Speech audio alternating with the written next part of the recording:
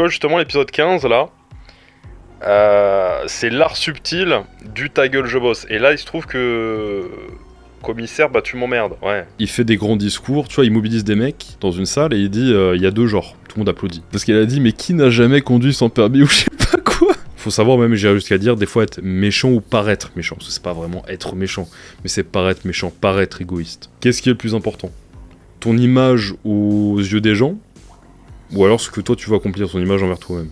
S'il y a le permis de conduire, et si personnellement je l'ai raté tant de fois, c'est que...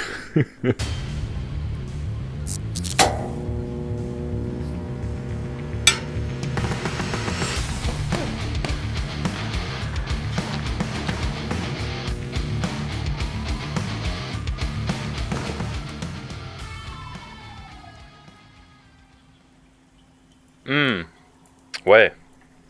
D'accord. Très bien commissaire, ouais. Oui, ouais. Non, c'est bien ce que tu me racontes, mais là, faut que j'aille tourner l'épisode 15 là, de l'opération Bruce Wayne. Ouais, mon émission porte mon... Oui, non, mais je suis millionnaire, ouais, je suis millionnaire, je fais ce que je veux. Ouais. Oui, non, mais là, l'épisode, tu vois justement l'épisode 15 là, c'est l'art subtil du ta gueule je bosse. Et là, il se trouve que commissaire, bah tu m'emmerdes, ouais. Ah, mais je suis Batman, donc tu peux rien dire. Comment ça, Bruce Wayne et Batman? Hein? Le Joker derrière toi. Ouais. C'est pas passé loin les gars.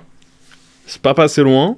Et justement aujourd'hui, dans cet épisode 15 de l'opération Bruce Wayne, bah, je vais vous parler de ça. Des distractions potentielles. De votre attention, de votre énergie, de votre temps, qui est limité et qui ne doit pas être distribué à n'importe qui, n'importe quand. Vous savez, j'ai utilisé l'expression « pick up the phone » pour dire passe à l'action dans des épisodes précédents, et ben aujourd'hui on va faire un petit peu l'inverse. Aujourd'hui au sens littéral et pas figuré, pick up the phone pour faire des ventes, pour faire avancer un projet, c'est l'expression que j'utilisais, et j'utilise toujours, hein, mais aujourd'hui on va apprendre à ne pas déranger de the phone, hein. Donc un petit peu l'inverse. Pourquoi? Parce que c'est extrêmement important. Comme je le disais, ton énergie, toutes tes ressources en fait, naturelles et humaines, donc ton temps, ton énergie, ton attention, tout ça là c'est extrêmement précieux et on veut tout le temps te le prendre. Que ce soit les gens, involontairement, à te solliciter, que ce soit n'importe qui d'autre à travers des médias directs ou indirects, on veut te prendre ton attention, on veut te faire rester sur Instagram, on veut, mais toute cette attention, tout ce temps, toute cette énergie que tu distilles dans les choses pas importantes, tu ne l'octroies pas à ta mission, ta putain de mission, parce qu'il faut que tu aies une mission. J'en reviens à l'objectif 1, à l'épisode 1, les gars de l'opération Bruce Wayne, mais il te faut un objectif, il te faut une mission. Aujourd'hui, je vais même employer désormais le mot mission, pourquoi? Parce que, putain, aujourd'hui, je me sens vraiment comme ayant moi-même une mission. Défendre Gotham, nettoyer les rues de Gotham, c'est une chose. Mais aujourd'hui, vous apportez le message important de ce podcast-là, et de tout ce que je promeux à travers les réseaux sociaux. Vous connaissez l'histoire, bodybuilding haut niveau, remise en question. Désormais, on va vers aider les hommes et réunir 1000 hommes dans ma plateforme Momentum pour changer littéralement leur vie. Et bah c'est ça. Mais il faut que toi aussi t'aies ta mission. Il faut que toi aussi tu te dises, Dieu m'a donné des traits, des qualités, des dons qui sont uniques à ma personne, et il faut que j'en tire le plein potentiel.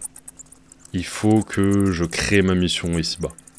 Et t'as pas à la trouver en 2 jours, t'as même pas à la trouver en 1 an, mais en étant dans l'action, et ça on reparlera d'ailleurs des prochains épisodes, du sens de la vie, de ce que c'est vraiment que finalement trouver, du moins ma définition aujourd'hui, du sens de la vie pour un homme.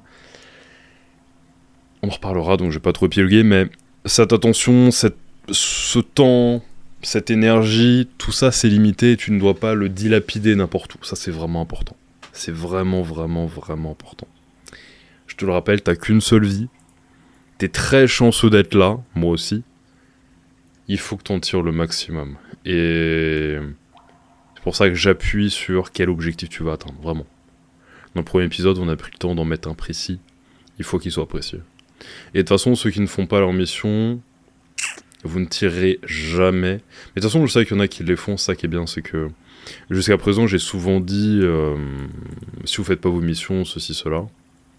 Mais en fait, je pense que j'ai peut-être un peu arrêté parce que je pense que ceux qui ont l'intelligence et la volonté de faire les missions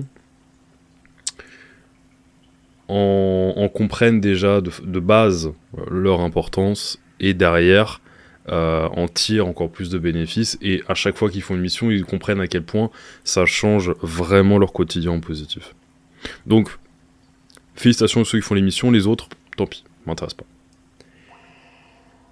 Bon les gars, aujourd'hui podcast, comme je disais, déjà je vous souhaite la bienvenue quand même si vous faites pas vos missions, vous êtes là, vous nous écoutez. Et je suis d'ailleurs très content des statistiques du podcast, je fais une parenthèse là-dessus, des statistiques du podcast que j'avais pas regardé depuis un moment, mais j'ai regardé en début de semaine et qui me font vraiment plaisir. Je vous remercie encore une fois pour vos repartages sur Instagram, je vous encourage à le faire en me taguant, comme d'habitude je vous repartagerai avec grand plaisir. Et je suis content aussi d'avoir souvent des messages qui me disent que le podcast vous aide, enfin les aide, mais donc vous aide.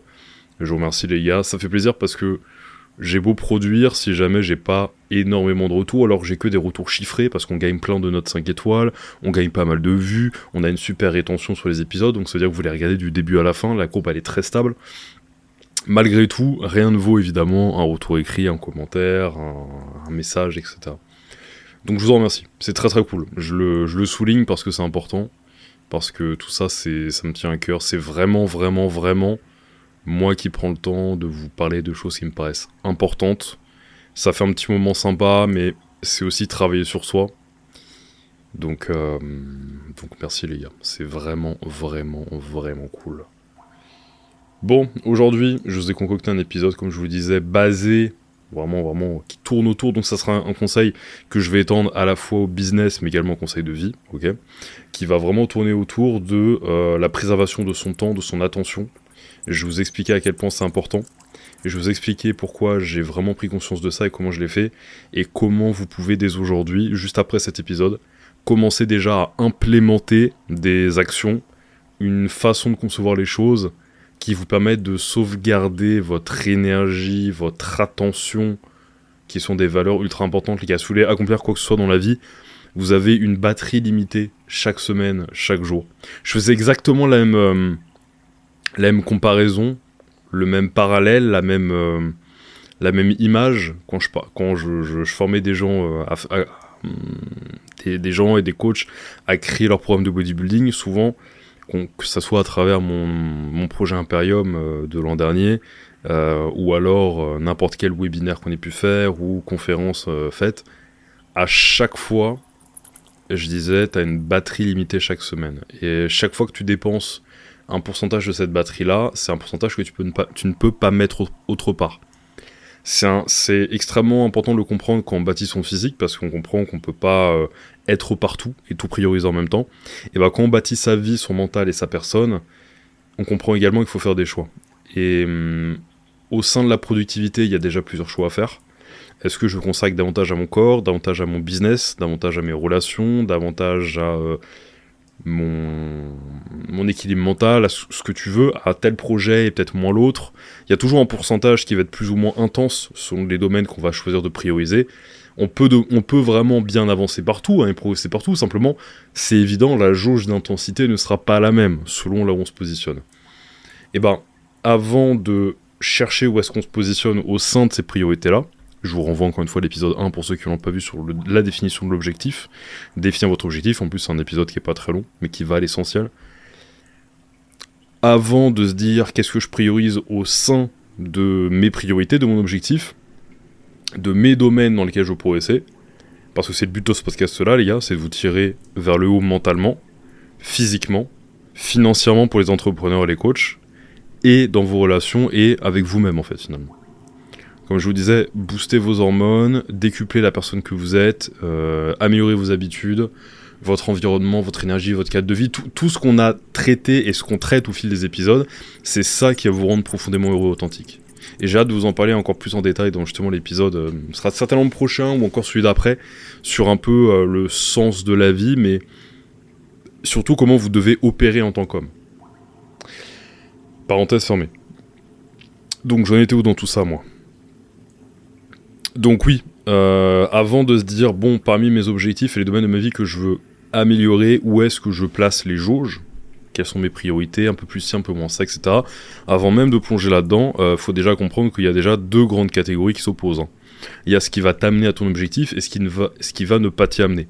Donc, d'un point de vue micro comme macro, tes actions quotidiennes comme tes journées, comme tes semaines, comme ton focus, où est-ce qu'il est mis ? Et donc c'est là où justement il faut être très frugal avec son temps. Alors je sais pas si frugal c'est un anglicisme, je crois pas, je crois que ça se dit en français, mais ça veut dire très radin avec ton temps. Tout homme doit être en abondance, hein. J'en parle dans la FSM. C'est une des caractéristiques masculines opposées aux caractéristiques féminines qui guident toute la méthode. D'ailleurs c'est un banger. Normalement, à l'heure où vous écoutez ce podcast-là, normalement elle est déjà disponible dans Momentum d'ailleurs. Parce que là, je tourne toujours un petit peu en avance ce podcast. Là, j'ai fini le gros du travail, il n'y a plus qu'à tourner plus ou moins la méthode. On est mercredi, donc globalement, là, pour ceux qui l'écoutent après le dimanche, dimanche qui doit être le dimanche, je sais pas combien mars, eh ben, vous avez normalement déjà la FSM complète sur Momentum avec le Silver et le Gold. Les abonnements Silver et Gold. Pas le bronze, mais Silver et Gold. Bref, parenthèse fermée. Donc, c'est très important de tout de suite se dire où est-ce que je me positionne en fait. Il y a plein de petites choses comme de grandes choses qui t'éloignent, qui te prennent de l'énergie et de l'attention vis-à-vis de ce que tu vas accomplir. Et dans ce que tu vas accomplir, je comprends tout ce qui va te permettre aussi de relâcher la pression.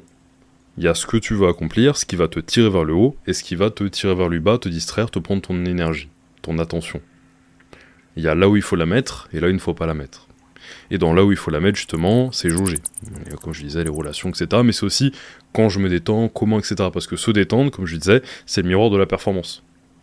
Pareil, je fais un parallèle avec quand j'apprenais aux gens à créer des programmes et on aidait les coachs. Souvent, moi, je suis très très bon dans la planification d'entraînement.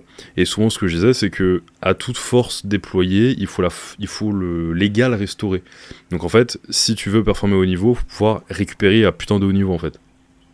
Ce qui veut dire que tu vas avoir besoin de récupérer exactement ce que tu as dépensé pour pouvoir vraiment performer au mieux. Et dépenser même le moins possible et récupérer le maximum quand même pour vraiment avoir des grosses ressources. Quand tu fais peu d'entraînement, t'as des ressources à envoyer, t'as la patate à envoyer. Par contre, quand tu fais plein de séances tout le temps, tes séances elles sont médiocres. Même si tu te dis ouais, je m'entraîne souvent, je suis badass, j'y vais fatigué et tout, tes performances elles sont éclatées. On le voit dès qu'on a des clients qui stagnent un petit peu, on leur retire du volume d'entraînement avec mes coachs, les perfs explosent. Donc c'est pas anodin. Bah c'est pareil dans ta vie. Donc le repos, tu vois, le repos et le repos constructif, et la détente et la relâcher la pression, je le mets même pas dans les distractions, hein, je le mets dans les choses qui justement te tirent vers le haut, parce que c'est le miroir de la performance. Donc vraiment tout ce qui est distraction inutile et sortie de route, qu'elle soit momentanée, genre tu bosses et on t'appelle, non, le commissaire Gordon, il se démerde là. Lui et sa moustache, lui et ses lunettes, lui et sa fille tétraplégique, là j'ai pas le temps là. Là j'ai pas le temps. Podcast, c'est important. Donc, peu importe quelle chaise roulante elle a choisi ce matin, je t'arrête de tirer. Peu importe le degré de tétraplégie de Barbara Gordon, commissaire Gordon, 2 secondes, tu vois. Rase ta moustache, détends-toi. On a du taf ici, tu vois. Donc, il faut vraiment que dans la catégorie me sort de mon objectif principal, n'est pas productif, tu sois très dictatorial avec ça. On va en parler. J'utilise déjà le mot dictatorial alors que je n'ai même pas traité les actualités avec Trump. Bon, aujourd'hui les gars, programme assez simple. J'ai même ajouté une nouvelle partie. On a la partie 1 évidemment, avec les actus. Là, je vais mettre les actus un peu plus axés sur moi et les entreprises, rapidement. Ensuite, la deuxième partie, il y avait tellement de... Vous savez, la dernière fois, j'avais dit, mais je pourrais faire un épisode où je déglingue toutes les news sur France Info, en fait. Tellement il y a plein de trucs à dégommer. Je pourrais faire un kill streak, je pourrais faire 12 éliminations d'affilée et débloquer les chiens, tu vois. Le problème, c'est que les chiens, ça fait du bruit en épisode. Donc, je vais faire un petit peu moins que 11 kills d'affilée. Donc, j'ai essayé de faire une partie mêlée générale. Je voulais l'appeler, je changerai peut-être le nom, hein, les courriers d'Arkham. C'est vrai que c'est pas mal aussi. Mais je me suis dit, si je mets les courriers d'Arkham, je pense que ce sera vraiment pour lire des commentaires de haters ou des messages de haters, tu vois. Je pense que je sauvegarde ce blaze-là pour ça. Donc pour l'instant, c'est mêlée générale. Parce que simplement, quand j'ai commencé à réunir 1, 2, 3, 4, 5, 6 news, je me suis dit, putain, c'est beaucoup. faut faire une partie à part entière. On va l'appeler Mêlée Générale. Parce qu'il y a pas longtemps, j'étais à la salle et je me disais, putain, quelle musique je vais écouter. Et j'ai commencé à mettre la bande-son de Black Ops 1. Puis la bande-son de MW2. Et là, oh, j'ai eu envie d'être heureux en 2011-2012, tu vois. Me réveiller à 6h du matin le dimanche pour jouer. Pour jouer à Call of Duty, tu vois. Et avoir un ratio de même pas 1, tu vois. Mais juste, tu kiffes quand même, tu vois. Et donc, en fait, dernièrement, j'ai rejoué à Black Ops 1, là. J'avais envie. Et du coup, j'ai Mêlée Générale en tête, tu vois. Et Mêlée Générale, c'est vraiment le nom parfait pour la partie. Donc, partie 1, ma vie. Pas mal de petits trucs à vous dire, c'est très cool, j'aime bien documenter l'évolution de l'entreprise. D'ailleurs, on a repris sur Instagram les réels, vraiment, où on vous emmène avec nous. Cette semaine, c'était la semaine 1. Sur combien, ça je sais pas, parce que j'ai qu'un goal, c'est ramener 1000 hommes dans la communauté pour Riversuno, Lily, je sais pas quoi, là, qui a baisé 1000 mecs en 24 heures. Bah moi, je suis... En fait, c'est l'antéchrist, et bah moi, coucou, Dieu m'a envoyé, et je vais Riversuno, je vais mettre une carte Riversuno, et je vais dire, écoute, t'es bien gentil, mais non, c'est pas... va prendre une douche, tu vois. T'es bien... Je sais pas quel adjectif trouver, j'allais dire t'es bien gentil, t'es bien mignonne, mais vas-y... Ouais, non, pas trop, tu vois, quand même. Tu es bien blonde. Toc, toc, toc. Oui, allô. Je vais annuler. En fait, je vais faire un Riversuno. Je vais réunir 1001 mecs. Tu vois, comme ça, on va vraiment, vraiment, vraiment te mettre un petit, tu vois. Et après, une fois qu'on aura mis 1000 mecs, on va mettre 2000 mecs. Et ensuite, je vais aider 3000 hommes. Ok, d'accord. Et je vais pas les aider... Tout simplement. Donc on va, c'est ma mission, c'est annuler ce qu'elle a fait avec ces 1000 hommes, qui sont définitivement perdus. Hein. La misère sexuelle, c'est une chose, mais là, quand même, c'est chaud. Et moi, je vais leur tirer vers le haut. Je vais les aider à devenir le top 1 putain de % des hommes, physiquement, mentalement, partout. Partout. Avec la FSM, putain. Donc, d'ailleurs, on a eu depuis ces 24 dernières heures 6 nouvelles personnes à travers les 3 niveaux d'abonnement, d'ailleurs, ce qui est très cool. Dans Momentum, là, à l'heure où je vous parle, aujourd'hui on est mercredi, on a eu un nouveau dans l'abonnement Gold, je crois 3 dans l'abonnement Silver, avec justement l'accès aux diètes et à la FSM, aux diètes au pluriel, et à l'abonnement Bronze, du coup, on a eu, je crois, une personne ou 2. Non, une, je crois. Ok, ouais. Bon, bref, le compteur était à 6, quoi, depuis 24 heures, c'était stylé. J'ai eu ça ce matin. Bref. Partie 2 mêlée générale. Partie 3, le fabuleux mode ne pas déranger sur ton téléphone. Putain, ça fait combien de temps que je vais vous parler du mode ne pas déranger qui est une bénédiction du ciel. Partie 4, mission. Et basta. Tout simplement. On va tout de suite passer à la partie 1. Ma vie. Update de l'opération putain de Bruce Wayne, les gars. C'est parti.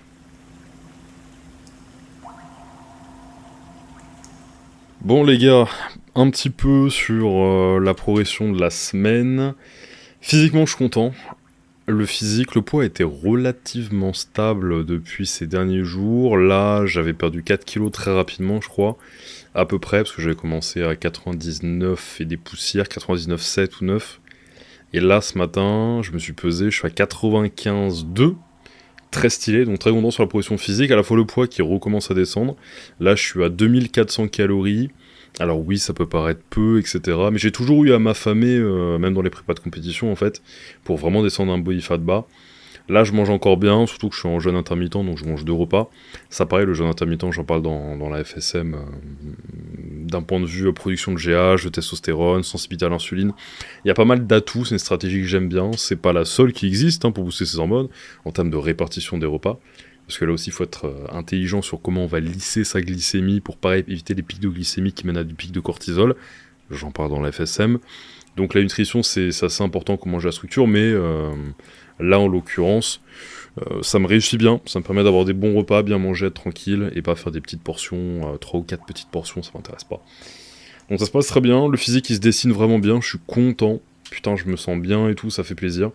Pendant plusieurs mois, là, depuis, je sais pas, peut-être quand j'ai vraiment eu une grosse charge de taf en septembre, octobre, Ouais, je dirais de octobre à décembre, j'avais vraiment repris du poids, j'étais remonté à 99 kills. Ça m'avait fait vraiment chier quand j'étais à Dubaï, j'avais vu le physique, je me dis putain, je suis à genre 98-99, alors que l'été dernier j'étais à genre 94 quoi, tu vois. Mais l'été dernier, c'est vrai que je faisais très peu de muscu en réalité, je faisais beaucoup de sacs, beaucoup de cardio, etc. Et là, ben, je fais 50-50. Je fais les entraînements, on est à deux avec un pote, des entraînements du coup boxe, etc., technique, tout ça, du sac, ça fait un peu cardio, ça fait technique, c'est bien. Ça fait vite monter les cales et le cœur, et à côté de ça, deux autres entraînements upper body, où je fais un petit peu tout. Donc franchement, très très cool, plus les 12 000 pas par jour. Donc voilà, mais les 12 000 pas, en fait, comme ces temps-ci, surtout là, en bossant pas mal sur la FSM, dans tous les cas, je suis assez assis dans mes journées, je suis vraiment très statique. Bah en fait, souvent les calories, elles sont assez basses. Et même si, tu vois, pour mon poids 95, on peut se dire 2400, c'est peu. Ouais, mais au final, ça a toujours été un peu comme ça. Et tu vois, mon métabolisme, il est pas bas. Au contraire, tu vois, je sais que... Enfin, au contraire, il pourrait être plus haut. Mais justement, c'est pour ça que je booste les hormones aussi. Tu vois, c'est là où c'est encore plus important. C'est pour être encore plus une éponge à progrès. Toujours garder un œil sur ça. Et je pense que je ferai bientôt une prise de sang, justement, pour faire un check de toute la chaîne de la stéroïdogénèse. Tu vois, checker le cortisol, la SHBG, le cholestérol total aussi, tiens. Même si je sais qu'il est bon. La testostérone libre, la DHT, les œstrogènes, la prolactine, en fait tout ce qui touche aux critères de la FSM, moi ça je pourrais le partager avec vous, soit dans le podcast, soit au sein de la communauté Momentum, avec l'abonnement argent ou silver, ou gold, l'abonnement silver, pardon, silver c'est argent, et gold. Donc physiquement ça avance vraiment bien, je suis content. J'ai refait pas mal de stories où je montre le physique et tout, ça se dessine bien, je suis content, c'est cool. J'avais plus trop envie de le montrer parce que je me disais merde, j'ai la tête dans le taf, je suis gras, je taffe et tout, c'est chiant. Et là, je me suis réénervé. J'avais fait une petite sèche en... Ouais, non, si, j'ai quand même fait une petite sèche où j'étais redescendu un body fat correct fin novembre, début décembre. Il y avait le shooting avec Raptor et je m'étais dit, tu sais quoi, avec Raptor Nutrition, je me suis dit, tu sais quoi, ça me met une deadline, on va être propre. Donc je crois que j'avais fait 3 semaines de cut et j'ai obtenu un bon résultat. Puis ensuite, le stress, etc., courant décembre, j'avais rebouffé, machin un peu. Donc j'étais remonté peut-être de 3 kilos, tu vois. Mais je le sentais, c'était chiant. Donc là, j'ai dit, tu sais quoi, je suis en train d'être sur la FSM de moi-même, j'ai créé la FSM, let's go, je la prends à balle. Et du coup, je me sens ultra bien. Nickel, l'énergie, le visage moins gonflé, le physique plus défini, vraiment, vraiment nickel. Donc ça avance bien. Comme je disais, on a repris les réels. On documente du coup l'évolution de mon projet. Comme ça, je vous partage un petit peu tout, de l'entrepreneuriat, l'évolution sur le mindset, les conseils fitness, les hormones, la perte de gras, tout en un. On va commencer avec 2 réels par semaine déjà, vraiment de qualité, où on vous emmène un petit peu dans les conseils, les routines, les concepts importants, le mindset, la documentation de l'évolution de l'entreprise. Ça me fait vraiment plaisir de partager ça, à la fois sur le podcast, mais comme sur les réels et comme partout, donc c'est vraiment cool. Je voulais vraiment avoir une unité dans mes contenus qui se rejoint sur la même chose, et là c'est vraiment, vraiment, vraiment ce qu'on est en train de faire, et je suis très content. Je suis très content.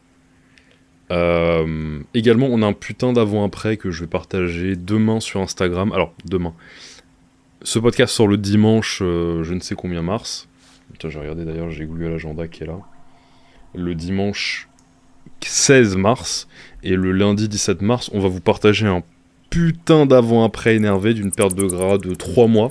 Je crois qu'il y a 14 kilos en moins, c'est Sébastien, elle tue. Franchement, je suis super content. Les coachs en ce moment, ils font un taf de malade, donc dédicace à Laurent et Samuel s'ils m'écoutent. Je sais que Laurent écoute, je crois. Très très bon boulot en ce moment. On se fait des débriefs tous les mardis de tous les clients et à chaque fois, il y a des excellentes décisions qui sont prises. On apprend, on échange, etc. On a de super bonnes idées à 3, c'est top. Et chacun des coachs marche très bien dans son coin, donc je suis vraiment content. Surtout qu'en ce moment, maintenant que j'ai beaucoup galéré, hein, je vous ai documenté en plus ces derniers mois, du coup, depuis le début des épisodes. Vous avez dû, si vous suivez depuis le départ, voir que j'ai tenté différentes offres, etc. Et au final, là, comme je le disais, j'en suis venu à mixer mon coaching et l'application dans une offre avec 3 niveaux d'abonnement. Le 3e niveau d'abonnement, or, étant le full accès à l'app, plus le coaching, donc plus l'accès avec un coach. Et on a déjà des entrants et ça redynamise la chose et je suis très content parce que j'ai dû faire du travail de fond, faire des préparatifs durant longtemps et les gars, moi j'aime pas temporiser, j'aime bien agir et si je temporise, je commence à me dire putain, est-ce que je perds pas du temps, est-ce que ceci, est-ce que cela, et ça me fait un peu chier. Tu vois, c'est même pas douter de là où je vais parce que je sais que l'action c'est la réponse à toutes tes questions. tu vois. Même si tu démarres les choses imparfaites, c'est pas grave, tu les démarres et au moins, une fois que t'es lancé, tu peux corriger le tir après. Ça, c'est ce que beaucoup d'entre vous ne comprennent pas, ça. Et ont du mal à réaliser, c'est que bordel, agis et tu verras bien. Tu vois, agis et t'apprendras en agissant. Y a rien de mieux que l'expérience. Rien de mieux. Donc, certes, il y a les mentors, certes, il y a la, voilà, mais il y a la préparation, mais putain, l'action, les gars. En tant qu'homme, tu vois, c'est vraiment quand je faisais le spectre masculin-féminin sur la FSM, et on allait très en profondeur dans celui-là. Vous vous rendez pas compte, vous ne pourrez pas l'imaginer vous-même, vraiment. Il y avait vraiment la réflexion qui était une caractéristique plutôt féminine, hein, c'est une bonne chose, hein, et l'action qui était plutôt masculine. Et putain, les gars, quand vous êtes dans l'action, c'est là aussi où vous vous sentez masculin. C'est là où vous retrouvez du sens. C'est là où vous avez votre mission, les gars. Donc quand vous savez pas, agissez, vous verrez bien. Vous aurez une réponse si vous aimez ou vous aimez pas, ce qu'il faut faire ou ce qu'il faut pas faire. Vous savez, si j'ai fait le podcast avec Thomas, qui m'avait invité, Tom Podcast, que je vous enjoins à aller écouter d'ailleurs, qui était très sympa. Je le remercie au passage. Il me disait après coup, ouais, t'as vachement de maturité pour ton âge, etc. Alors, et en fait, je me suis dit a posteriori, parce que ça, on me le dit pas forcément tous les 4 matins, mais je me dis, en fait, c'est simplement parce que j'ai beaucoup agi. J'ai fait plein de trucs différents. Genre, j'ai entrepris beaucoup de projets, j'ai côtoyé beaucoup de personnes, j'ai entendu beaucoup d'avis, je me suis longtemps aussi creusé la tête, tu vois, on en parlait dans ce podcast-là, justement, avec Thomas, je me suis beaucoup creusé la tête à me dire, putain, c'est quoi le sens de la vie, qu'est-ce que je devrais faire, est-ce que je fais les bonnes choses, est-ce que ceci, est-ce que cela, je suis très cérébral des fois si je m'y laisse trop aller. Et au final, bah en fait, tout ça, ça m'a permis, toutes ces erreurs, toutes ces questions, toutes ces actions diverses, dans le sport, dans le mindset, dans l'entrepreneuriat, en fait, partout, ça a permis de pas mal apprendre. En fait, juste être dans l'action constante, ça a permis de beaucoup apprendre. Demander, c'est important aussi. Sans mes coachs, sans les gens qui m'ont aidé sur mes entreprises, jamais j'en serais là, mais il y a aussi une grande part de moi qui va chercher les choses et qui, si je le sais pas, j'y vais. Et ça, c'est vraiment une des leçons que je vous transmets. Tu vois, c'est pas pour parler de moi, c'est pas pour faire mes louanges, hein. Non, mais c'est juste qu'un retour d'expérience c'est toujours plus puissant parce que ça a un petit peu de coffre, c'est un petit peu d'âme, tu vois. Donc très content. Vous avez vu l'évolution, là on est calqué sur ce modèle-là, l'app et le coaching ne font qu'un, et c'est excellent comme ça, je suis très content. Et dès la semaine prochaine, on va lancer du coup les pubs, mais je pense qu'on a déjà lancé les pubs à l'heure où je vous parle. On avait lancé en test en début d'année avec un challenge que j'ai pas laissé longtemps, même s'il avait fonctionné, mais c'était pour basculer sur l'ancienne offre. Et là désormais on a tout restructuré. Là cette semaine, on a Jérémy qui nous a aidé sur la VSL de la page de vente Momentum, que à l'heure actuelle vous allez pouvoir visionner, qui est magnifique. Y a Lucas qui m'a aidé sur le bundle pour les publicités, sur la gestion d'addition de contenu, notamment les diètes sur Momentum. C'est moi qui les ai faites les diètes, hein, mais c'est sur la forme. Sur également quoi d'autre déjà. Bon, pas mal de trucs en interne, justement la page de vente aussi. Et Thomas qui m'aide aussi sur les réels et tout, on a fait 6 publicités, il y en aura 6 ou 7. Donc en fait il y a eu un gros travail en amont, je suis très content. Et l'offre est prête et maintenant on va la lancer. Donc à l'heure où vous m'écoutez, on a déjà lancé ça et j'ai hâte de voir les premiers résultats. Donc nickel, l'activité est relancée et le but c'est vraiment de la lancer comme il faut. Vous voyez, c'est ça en fait, je vais vous montrer, c'est que il y a beaucoup eu de remises en question, de tests, d'espoir, puis de remise en question, de repartir à zéro. Et c'est comme ça qu'on trouve la solution. C'est pour ça que je vous dis que allez, agissez, parce que c'est en agissant que j'ai pu repeaufiner les offres, pu repeaufiner, me repositionner, etc. Donc c'est vraiment important. Dans n'importe quoi que vous faites dans la vie, les gars, juste agissez. Planifier, c'est bien, tout ça, mais putain, allez-y au bout d'un moment. Donc ouais, donc comme je disais, donc 3 nouvelles diètes dans l'abonnement Silver. Il y a Smart Carbs, donc c'est une qui est calquée sur le nutriment timing, qui est une stratégie que j'ai beaucoup utilisée avec mes clients, qu'ils aiment beaucoup. On a Seaside Nutrition, qui est une diète méditerranéenne, donc axée sur les graisses insaturées notamment, sur l'alimentation méditerranéenne, hein, donc très bonne pour le cœur, pour le cerveau, pour la longévité, excellente, surtout si vous avez plus de 30 ans, plus de 40 ans, et que vous voulez sécher un petit peu, prendre soin de votre cœur, commencer à anticiper, tu vois, le bilan lipidique qui pourrait être amélioré, ou alors si simplement vous voulez booster votre HDL et que vous êtes même plus jeune, franchement elle est vraiment cool. franchement, il est vraiment cool. Même sur le système digestif, c'est plus léger, il y a moins de viande, etc. Et sur ceux qui ont, vis-à-vis bon, il y a des fromages quand même, hein, mais sur ceux qui ont un peu de mal vis-à-vis des sources de graisse terrestres, ça peut un petit peu vous soulager. Il y a moins d'acides gras saturés, plus d'insaturés. Donc très très bien, très très bonne pour le cœur. Et la troisième, c'est Lean Bulk 2.0, où en fait du coup c'est une diète de... Vous avez le total des calories de chacune, hein, qui est associé dans l'app. C'est le premier dans la bio si vous voulez checker. Et donc sur Momentum vous avez ça, donc Lean Bulk, donc c'est une diète de prise de masse propre. Voilà un petit peu pour la semaine les gars, du côté perso. On va passer, bon évidemment je vous raconte pas les soirées à tabasser des criminels à Gotham, hein, mais vous vous en doutez, vous imaginez bien. On va passer à la partie 2 parce qu'on a un beau petit morceau à attaquer. Mêlée générale. Ouh. Et là on va se régaler mes amis. Bon les gars, partie 2, mêlée générale. C'est une nouvelle partie. Je pense qu'elle va venir et partir, etc. Ou alors ça sera vraiment la partie actualité. Du coup, je veux qu'en commentaire, vous me communiquiez vos ressentis dessus, si ça vous plaît bien, que vous soyez sur Spotify, que vous soyez sur Deezer, que vous soyez sur YouTube. Je veux savoir si cette partie-là vous intéresse, qu'on la garde ou qu'on la tège. Ok, soyez radical. On la garde ou on la tège, vous me dites en commentaire. Ok. Alors, il y a beaucoup de petites news. Comme je vous l'ai dit, France Info, c'est ma cam. J'adore. Je pense que un jour, je vais céder et commenter des posts sous leur Insta, des réels d'actu récapitulés, et je vais me faire bloquer sévèrement, mais c'est pas grave, j'aurai toujours accès à leur site. Premièrement, putain, à chaque news, les gars, j'ai mis un titre. En fait, j'ai résumé. En fait, je me suis résumé pour moi-même, mais je vais vous les lire à chaque fois en fait. J'ai résumé pour moi-même la news, pour savoir sur quoi je clique, parce que je me suis mis les liens. Premier lien, c'est Naël, donc le Naël qui s'est fait tuer, ça avait causé les émeutes. Naël et la conduite accompagnée. Putain, parce qu'il avait volé une voiture, et il conduisait, il avait genre 15 ans. Alors on va se regarder ça, les gars. On va se regarder ça. Cette poignée de secondes où le policier fait feu sur le jeune Naël, qui selon le procureur justifie de demander son renvoi pour meurtre devant une cour d'assises. Alors à savoir que Naël, ils vont peut-être rappeler les faits juste après dans la vidéo. J'ai regardé du coup dimanche ou lundi la vidéo. Bon, je me souviens plus exactement, mais en gros, il est mineur, il a volé une voiture.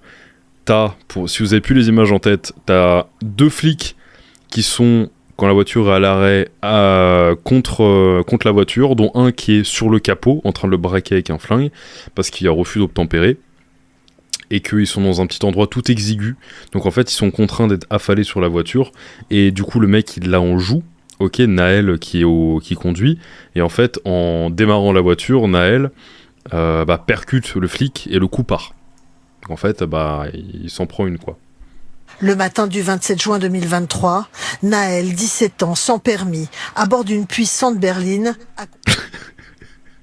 Putain, je suis désolé les gars, je rigole à ça, il y a un mec qui est mort, mais 17 ans sans permis à bord d'une puissante berline. Et oui, je crois qu'ils sont dans une énorme BM. Hein. Accompagné de 2 autres mineurs.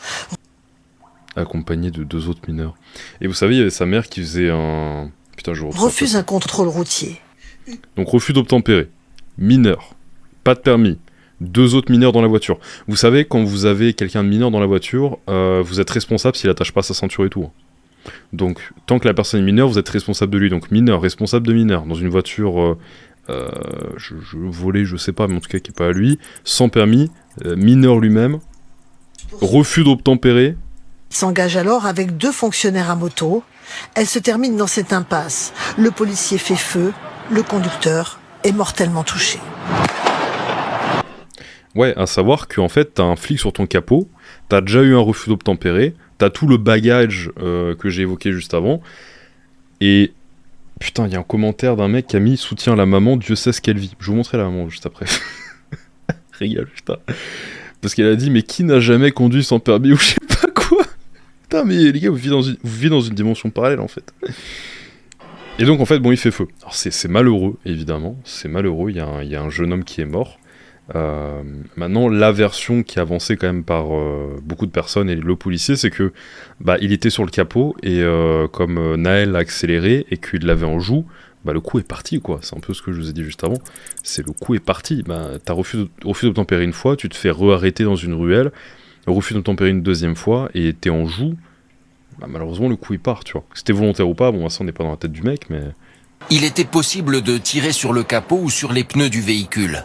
Ces éléments conduisent à considérer que Florian M a bien eu l'intention de donner la mort. Oui, Florian M, il était en train de se faire à moitié écraser, en fait. Donc c'est délicat. Salue les réquisitions du parquet. C'est aujourd'hui avec beaucoup d'émotions et une immense joie que la famille a appris cette nouvelle-là. Pour la famille, il n'y a jamais eu de doute, non. Ni sur l'intention homicide, ni sur la matérialité des faits. Ça ne fait aucun doute que ce policier a eu l'intention de tuer leur petit-fils, leur cousin, leur neveu. Dès ses premières déclarations, le policier à l'origine du tir a lui toujours affirmé avoir agi en état de légitime défense. Il était quand même sur le capot d'une voiture qui est en train de... Tu vois, ouais. J'ai pris la décision d'ouvrir le feu pour stopper la fuite car je pense que sinon, il aurait pu renverser quelqu'un, embarquer mon collègue. Donc, très délicat. Mais en fait, le truc c'est que... Putain, attendez. Je vais voir si je peux trouver la mère de Naël qui lâche sans pression lors d'une manif, parce que ça a mené à beaucoup de manifs. Mère de Naël qui n'a jamais conduit sans permis. Ah mec, mais on vit tellement pas dans la même dimension, ça m'extermine. Discours, un premier lien, c'est Discours de la mère de Naël, un catalogue d'infractions. Ah putain, mais les gars, vous êtes tellement en toute impunité pour tout là que vous vous rendez même plus compte en fait. Mais surtout que attendez. Refus d'obtempérer, qui n'en fait pas. Tout le monde a conduit sans permis. Attends, putain, mais comment je peux activer le son ça sur Facebook là? Jamais Facebook, comment ça marche? Ah voilà. On va se le mettre. Putain, c'est quoi ce réseau social de vieux? Y a pas le son là. Dites-moi. Refus d'obtempérer, qui n'en fait pas? Refus d'obtempérer, qui n'en fait pas? Moi, qui n'en fait pas dans la vie? Dans la vie? Qui conduit pas sans permis? Qui conduit pas, putain? Qui... Attends, mais...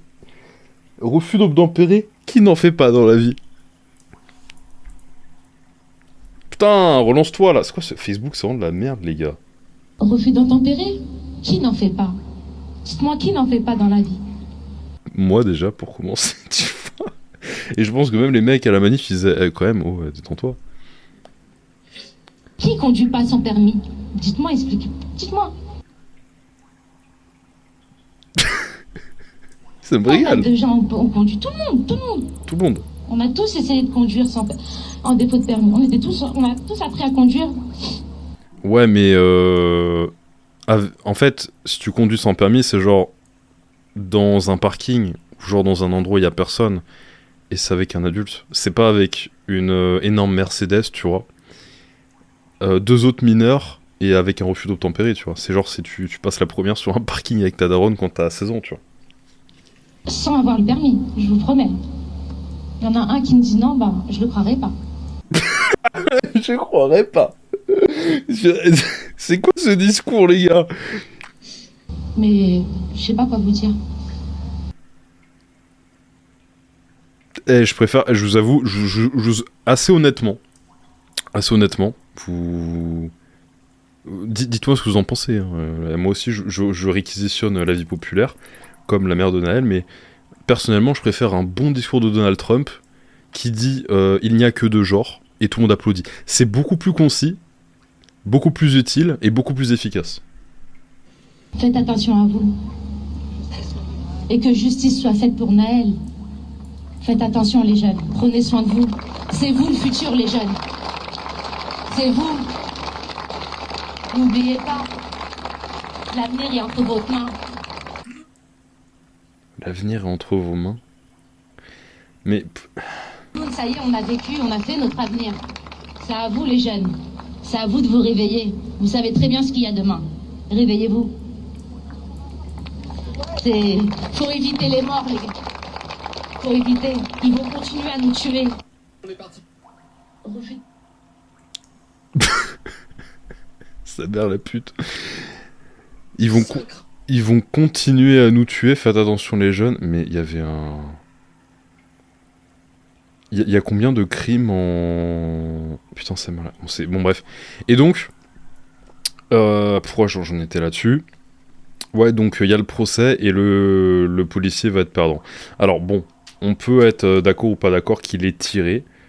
Sa justification, comme on l'a vu, c'est que il voulait pas que ça dégénère derrière et qu'il mette des gens en danger, parce que oui, s'il y a le permis de conduire, et si personnellement je l'ai raté tant de fois, c'est que c'est que justement, il y a une importance à l'avoir, parce que quand même, tu vois, ça prouve que bon, a priori, tu maîtrises un tant soit peu ce qui se passe autour de toi et la voiture. Bon, déjà. Si tu l'as pas, que t'es dans une voiture en plus surpuissante au vu de tes capacités, surtout à 17 ans, que t'es pas accompagné d'un adulte en plus, que tu refuses d'obtempérer, mais si tu refuses d'obtempérer 2 fois, surtout sous le joug d'une arme, mais il va se passer, tu vois, ça peut escalader jusqu'à où en fait? Tu vois, surtout si t'as une conduite certainement dangereuse, parce qu'une voiture puissante, t'as le pied lourd, tu t'en rends pas compte, mais t'as le pied lourd, t'as envie de tenter des trucs, tu sens que tu peux, t'as envie de tenter des trucs. Putain les gars. Donc là il y a un procès où le flic va se faire, tu vois, bon. Naël et la conduite accompagnée, putain je suis très fier de ce titre. Deuxièmement, alors celui-là il me tient particulièrement à cœur cette news là, je vous avoue que je suis rarement, disons, affecté, ou, enfin affecté c'est pas le mot, mais je suis rarement énervé aussi, de façon aussi viscérale par un truc. Et là, vraiment, quand je l'ai vu, je me suis dit, en fait, non, c'est chaud, faut en parler. Alors, j'ai intitulé cette news « Sûrement la sorcière de Hansel et Gretel », qui semble avoir un problème avec la notion de cycle menstruel, ainsi que responsabilité personnelle.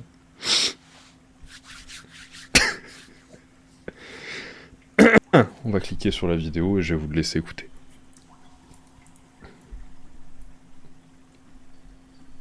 C'était un droit. Et on l'a aujourd'hui, on va le garder. Et s'il fallait qu'il soit mis en cause... Alors, attends une seconde, parce que Instagram me coupe le son d'office. Voilà. Une bagarre, c'était un droit. Bon, en gros, la première phrase qu'Instagram ne veut pas me laisser mettre, c'est l'avortement, ce n'était pas une bagarre, c'était un droit. Et là, on a une mamie fripée qui, depuis 50 ans, se bat pour l'avortement, etc., qui nous fait un discours tout droit des enfers. Et on l'a aujourd'hui, on va le garder. Et s'il fallait qu'il soit mis en cause, comme vous me posez la question, eh ben on recommencera la bagarre. Le témoignage que vous allez entendre est celui d'Anne-Marie Cardon. Avec ta prosodie d'autiste et ta marinière, là. Cette femme de 88 ans revient à l'occasion de la Journée internationale du droit des femmes sur ses principaux combats. Légalisation de la contraception ou encore de l'avortement, cette ex-travailleuse sociale. Il y a quand même un fossé entre avortement et contraception. Et ex-présidente du planning familial de Rouen se remémore pour France Info plus de 50 ans de militantisme. L'avortement, à l'époque, c'était pas une pratique que les femmes désiraient, hein, pas du tout. Les femmes se débrouillaient par elles-mêmes, par des réseaux qu'elles connaissaient. Hein. Et puis au fur et à mesure, il y a des associations, hein, qui ont permis aux femmes de pouvoir avorter dans des meilleures conditions. Et évidemment, en partant en Hollande. J'ai eu un avortement aussi. Et je suis partie aussi en Hollande. Ouais. On était jugés de personnes qui... Vous savez, on était pratiquement des criminels. Hein. Bon, mais on a tenu le coup, et puis pour qu'un jour, ça puisse devenir légal. C'était notre but. Hein. On ne pouvait pas continuer dans la clandestinité. Hein. C'était les femmes qui en souffraient. Hein. On a gagné une lutte extraordinaire. Les femmes pouvaient maintenant être dans de bonnes conditions, c'est-à-dire être reçues à l'hôpital, sans jugement, pour pouvoir arrêter leur grossesse. Ah oui, c'était... Enfin, moi, personnellement, ça a été quelque chose... je dis, c'est une lutte qu'on a gagnée. Ça n'a pas été facile. Pour beaucoup de femmes, aujourd'hui, même qui ont notre âge, c'est... On ne doit pas avorter. On est enceinte, on va jusqu'au bout. Bon, et c'est encore... moi, je dis que c'est pas gagné. Pour moi, c'est pas gagné. Bon, on va se rebagarrer, hein.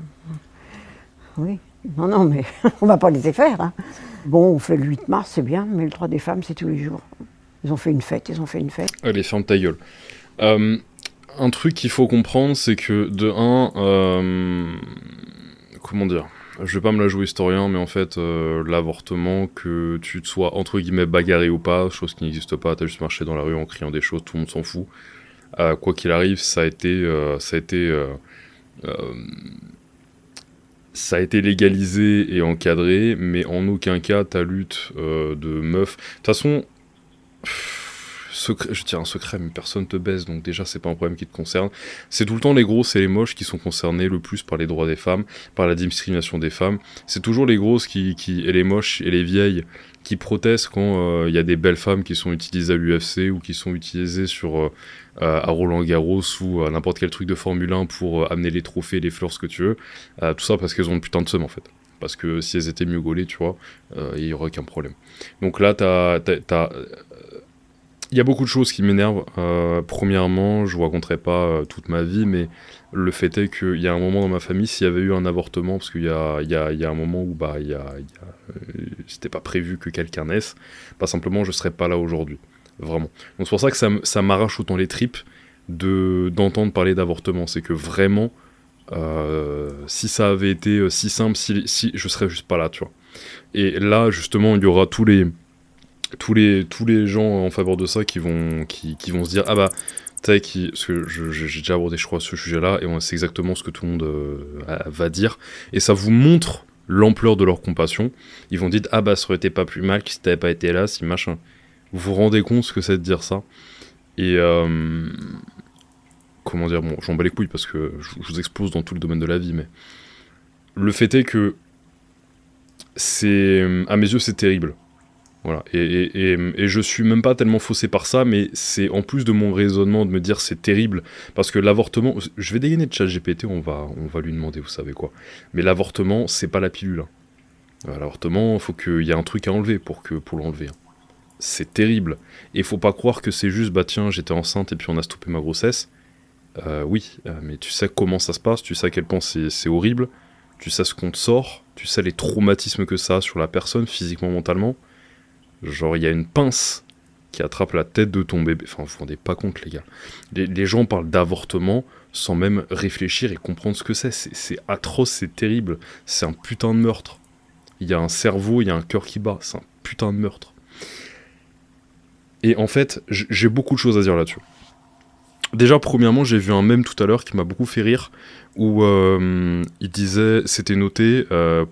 quand c'est les immigrants illégaux, vous dites ça pourrait être un Einstein, ça pourrait être un astronaute, ça pourrait être quelqu'un qui va nous aider et tout, faut pas le laisser, machin, ok. Et quand c'est un bébé que vous allez avorter, là par contre, ça peut pas être un Einstein, ça peut pas, tu vois. Donc déjà, vous êtes des gros fils de pute. Ça c'est le tout premier argument. Déjà, premièrement, tout arrive pour une raison. Et malheureusement, des fois, en tant qu'humain, on a un petit peu trop le droit on a un petit peu trop le dernier mot sur ce que Dieu fait rentrer dans nos vies, donc putain, il y en a qui se mènent à avorter. Et je vous dis, ça me met profondément hors de moi, parce que il y a plein de personnes qui auraient pu être privées de vie, et certaines qui l'ont été à cause de ces conneries-là. Pourquoi ? Parce que vous savez quoi ?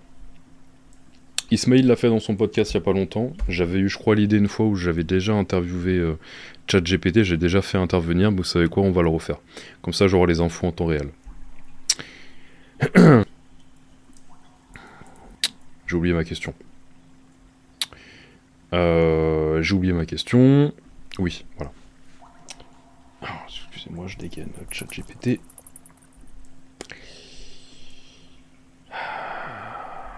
Comment c'est impossible de déparer le chat vocal, bâtard?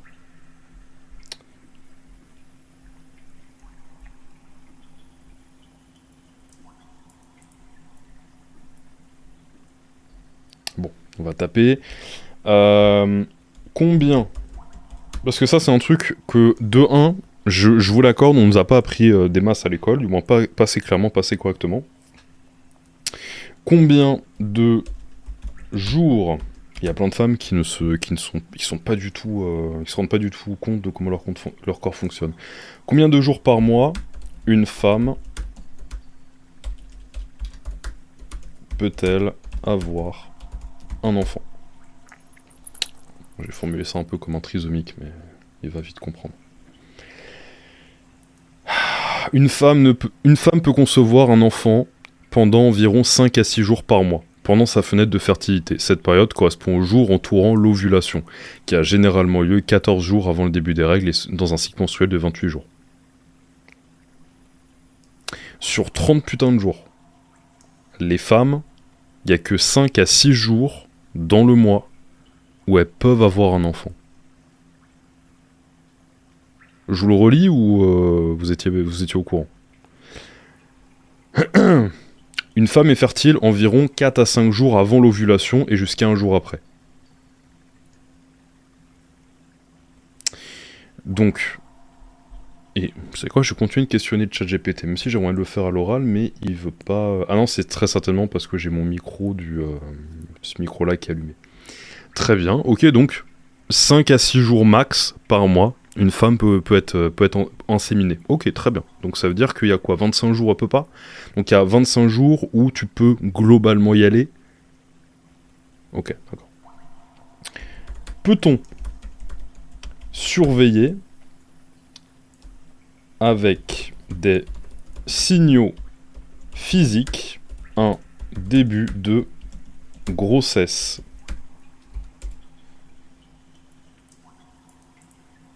Oui, il existe plutôt plusieurs signaux physiques qui peuvent montrer le début d'une grossesse, bien que leur présence et leur intensité varient selon les femmes. Voici les principaux signes précoces que tu peux observer. Retard ou absence de règles, ça on le connaît. Changement au niveau des seins, fatigue inhabituelle, nausées, vomissements. Non attends, je vais des trucs encore plus... Il y a des trucs avec de chaleur et tout là. Attends ta gueule. Les semaines et jours suivants avec des signaux précis, chaleur, etc. Pas chasseur, mais chaleur, etc. Très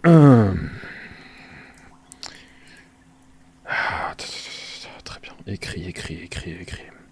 Semaine 1 à jour 7, fécondation au début de la nidation, température basale élevée. Si la fécondation a eu lieu après l'ovulation, la température reste élevée, supérieure à 37 degrés au lieu de redescendre. Crampes légères, sensation de chaleur liée à la progestérone qui augmente après l'ovulation, fatigue inhabituelle dans les 1 à 7 jours. Légère perte rosée ou rose. Semaine 2, 8 à 14, nidation complète et début des hormones de grossesse, température toujours plus élevée. Si elle reste plus haute plus de 16 jours, c'est un bon indicateur de grossesse. Léger vertige ou étourdissement. Modification de la glaire cervicale, Sensation de chaleur corporelle. Fiévreuse sans être malade. Troubles digestifs légers, semaine 3, jour 15 à 17, production de HCG. Et premier changement marqué, augmentation de la température corporelle nocturne. Fatigue plus marquée, augmentation de la fréquence urinaire, odeur plus sensible, appétit modifié. Et là, il est en train de m'écrire toutes les semaines. Dans le putain de premier mois. Et semaine 4, jour 22 à 28, confirmation possible de grossesse. En fait, tu vois, t'as des premiers signaux de ton corps, si t'as un doute, tu peux déjà les suivre. En fait, il y a un moment, les gars, et mesdames aussi, même si je sais qu'il y a beaucoup de mecs qui m'écoutent, il y a un moment, déjà de 1, si tu es pas tombé enceinte, et que t'as vraiment peur de pas savoir gérer là les 25 putains de jours où globalement il y a très peu de chances que ça arrive, soit tu te protèges, soit tu te retires. C'est globalement assez sécuritaire, tu vois. Et si tu te retires et que t'as un doute, derrière, faut que madame surveille, tu vois. Et s'il y a des doutes, mais vous faites des grands tests de grossesse toutes les semaines jusqu'à être tranquille, tu vois. Donc en fait, déjà à la racine du problème, putain, il faut se responsabiliser un moment, tu vois. Genre en fait, l'avortement, le problème c'est qu'aujourd'hui, l'avortement, c'est pour des relations souvent qui sont dysfonctionnelles, où justement il y a eu un coup d'un soir, où il y a eu, je sais pas, de l'irresponsabilité dans la protection ou quoi, et derrière on se dit merde, je suis enceinte. Mais en fait, putain, les bases sont passées où? Les 5 à 6 jours de fertilité dans le mois, ils sont passés où? Se retirer ou se protéger, c'est passé où? Et là, je vous parle même pas de pilules, hein, parce que les gars, 5 à 6 jours par semaine globalement, donc disons une bonne semaine, allez. On va même étendre, si vous voulez, à 7-8 jours. Parce que des fois, ouais, ça peut être pas aussi cadré, bien sûr. Mais putain, les gars, merde. Enfin, les filles surtout, merde.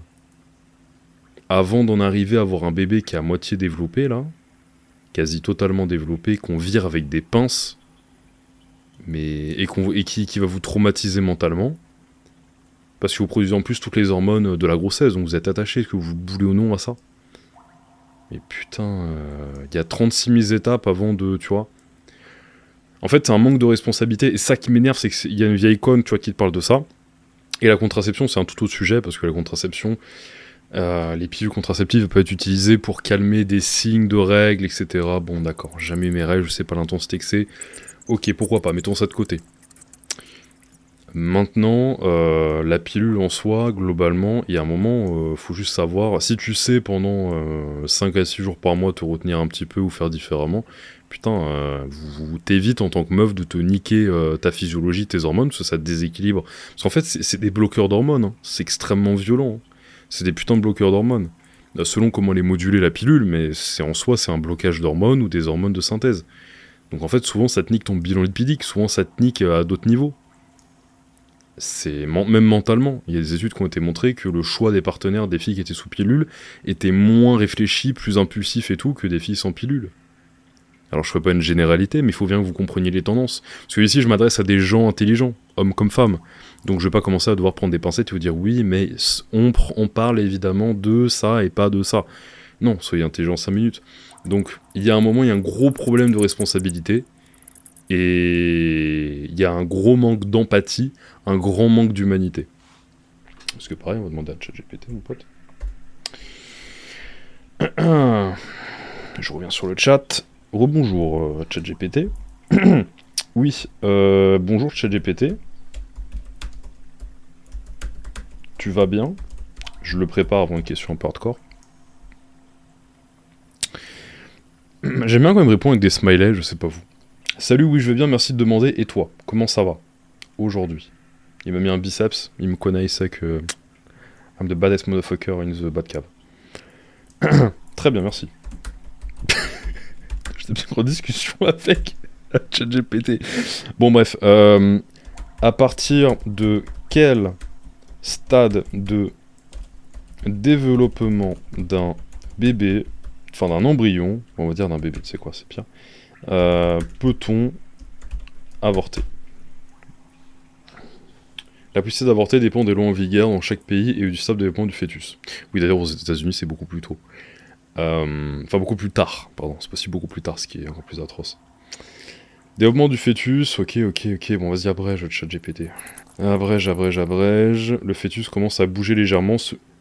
Ouais, tu vois, semaine 5 à 6, développement du cœur et des organes principaux. Semaine 8 à 10, le fœtus commence à bouger, mais ne ressent pas encore la douleur. Semaine 12, tous les organes sont en place, même s'ils ne sont pas complètement fonctionnels. Semaine 20, les connexions neuronales commencent à se former. Le fœtus pourrait ressentir des stimuli. 24, solde de viabilité, le fœtus pourrait survivre en cas d'accouchement prématuré avec une assistance médicale. Ok. Délai, pardon. France, on va rester sur la France, jusqu'à 14 semaines de grossesse. 16 semaines aménorrhées. Donc ça veut dire, si je rembobine, tous les organes sont en place, et les connexions neuronales, c'est à la semaine 20. Les gars, c'est atroce. Aux États-Unis, ouais, c'est selon les États. Certains interdisent après 6 semaines.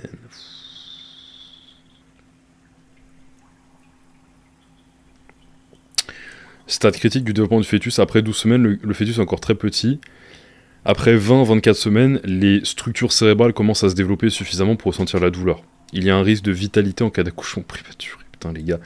Mais 20 putains de semaines de bébé, tu crois que... Putain, c'est terrible. Donc en fait, tuer des bébés, zéro problème, tu vois. On s'est battu pour ça. On cachait les femmes dans les sous-sols. Tu sais, on dirait c'était l'occupation nazie, tu vois. Putain, mais... Et après, oui, évidemment, il y en a qui vont me dire, ouais, et les viols, et ceci et cela. En fait, mon ami, malheureusement, oui, ça arrive, évidemment. Mais si on se concentre sur le gros du travail, parce que tu sais quoi, t'as été violé, derrière, on met, en fait, à tout événement, à tout événement très violent, il faut avoir une réponse très violente. Donc déjà, il y a le violeur, ça dégage, et surtout, derrière, bah, on voit en conséquence. Si t'as peur d'être malade, au pire, tu prends des pilules du lendemain, etc., tu surveilles, machin. J'ai beaucoup de compassion pour les femmes qui se font violer, surtout si ça peut mener à un risque de grossesse, ou ça mène à un risque de grossesse, j'ai beaucoup de compassion pour ça. Ça peut être une solution de dernier quart, mais là, on arrive à un stade de grossesse très avancé. Si tu t'es fait violer, tu dis merde, il y a un risque, t'essayes de, là, dans le moment, mettre tout en place que tu peux. Je sais que psychologiquement, il y a une détresse, etc., mais tu mets tout ce que tu peux en place. Dans le cas où c'était du sexe récréatif, on va dire, ce qui est malheureusement la majorité des avortements aujourd'hui, c'est simplement, bah, j'ai pas fait attention, j'ai pas été responsable, ou alors je m'en fous parce qu'au pire, bah, je peux avorter, ou je peux, tu vois. En fait, peu importe, une vie, ça compte pas. C'est un vrai problème, les gars. C'est un vrai problème. Ça, c'est vraiment criminel, c'est vraiment dégueulasse. Parce qu'en plus, tout arrive pour une raison à mes yeux, donc tu prives quelqu'un de la vie, c'est atroce. Et derrière, toi, tu reprends la tienne, et il y a des nanas qui ont plusieurs avortements dans leur vie, tu vois. On va la faire, hein, je pense. Avec sa tête de vieille pute, là. Bref. Bon, je pourrais épiloguer encore un moment, parce que c'est vraiment quelque chose qui me dégoûte profondément. Mais en fait, il y a tellement d'étapes pour anticiper que il y a tellement d'étapes et de moments à anticiper tout ça. À commencer par simplement soit se protéger, soit se retirer, soit si vous voulez faire avoir une contraception féminine, bon bah allez-y, mais chimique, tant que ça peut être évité, je vous conseille pas quand même. Putain, il y a tellement d'étapes, c'est vraiment de l'inconscience, c'est vraiment... Déjà que vous savez pas conduire les filles, c'est en plus de ça, enfin, bref, parenthèse fermée. Donc, quelle boule en enfer. Troisième news, on va avancer quand même, sinon je vais en parler pendant 1 heure, je pourrais faire un podcast là-dessus. Troisième news, boycott sous l'émotion des USA par des bobos n'ayant aucun impact dans la réalité. On va se régaler rapidement. Donc là, vous avez un mec qui vient, un journaliste de France Info qui vient toquer à une Tesla et dire « Oui, est-ce que tu vas arrêter de... Est-ce que tu vas revendre ta Tesla ou quoi ?» J'avais plus à faire la voix. « Est-ce que tu vas vendre ta Tesla parce que il est raciste, Elon Musk ?» Changer votre manière de voir les choses sur votre Tesla? Non, pas pour l'instant. Tant que le service après-vente est là, je continue. Mais bon, si je devais en acheter une aujourd'hui, je me poserai la question. Vous n'en êtes pas plus, désolé, je vous ai fait rater un feu. Tesla, Spotify, Uber ou encore Amazon, les dirigeants de ces entreprises ont publiquement soutenu et même... Putain, le journaliste en t-shirt, c'est un t-shirt quoi ça? C'est quoi cette marque là déjà? C'est pas genre... Ah, j'ai oublié. Bref, il est habillé comme un surfeur de 15 ans. Financer la campagne du président américain Donald Trump. Depuis, à travers le monde, certains consommateurs se détournent de ces marques. Là, juste derrière moi... Quel impact? Un centre commercial parisien. On va aller voir si ces boycotteurs sont si nombreux que ça. On peut se mettre là, au soleil. Merci. On voit que je maîtrise, j'ai la tour Eiffel derrière. C'est important de ne pas consommer leurs produits et puis se retourner vers les producteurs français, etc. Comment on peut le dire? Je pense pas que tu te tournes vers beaucoup de producteurs français. Hein. Je pense que ça fait livrer des gros Uber Eats à 2h du matin par des clandestins et ça met une mauvaise note parce qu'il arrive en retard. Hein. Comment on peut le dire? Appel à une amie. Est-ce qu'il y a des marques que tu veux plus utiliser à cause de la politique américaine? Bien sûr. McDo. Bien sûr. Elle cherche ce qu'elle va répondre. Bien sûr. Sa pote, elle aurait dit non, McDo, Starbucks, Coca-Cola. Il y a beaucoup de communautés qui invitent les gens à boycotter ces marques-là justement pour plusieurs raisons. Trump, les génocides en cours dans le monde entier et puis la pauvreté aussi. Il faut vraiment être sûr que quand tu fais des boycotts... Après, il y a un Tchad qui dit... Je sais parler. Ça soit réellement utile, quoi. Mais il faut pas juste le faire parce qu'on voit une trend sur TikTok. Ok, on veut pas enrichir. Il est presque misogyne, hein. Trump, mais après si tu achètes des BYD, peut-être que tu vas enrichir la Chine, quoi. Donc c'est à toi de voir. Bon courage pour tes études. Merci. Et j'espère que tu auras une Tesla peut-être. Ouais, j'espère aussi. Putain. Tu consommes européen, oui. Lamborghini aussi. Putain, régale. Ils ont interviewé un mec de droite, même pas français, putain. Ravi, tu régales. Bon bref, il y a des meufs qui boycottent ça, dans 2 semaines elles auront oublié, et de toute façon elles le disent face caméra, parce qu'elles sont bien contentes qu'il y ait une caméra, mais la réalité c'est que Starbucks vont continuer à y aller, et qu'elles vont continuer à utiliser Uber, et tout ce que tu veux, et Spotify et tout, rien à foutre. En fait, c'est le boycott et tout, déjà c'est gay, puis tout le monde s'en branle.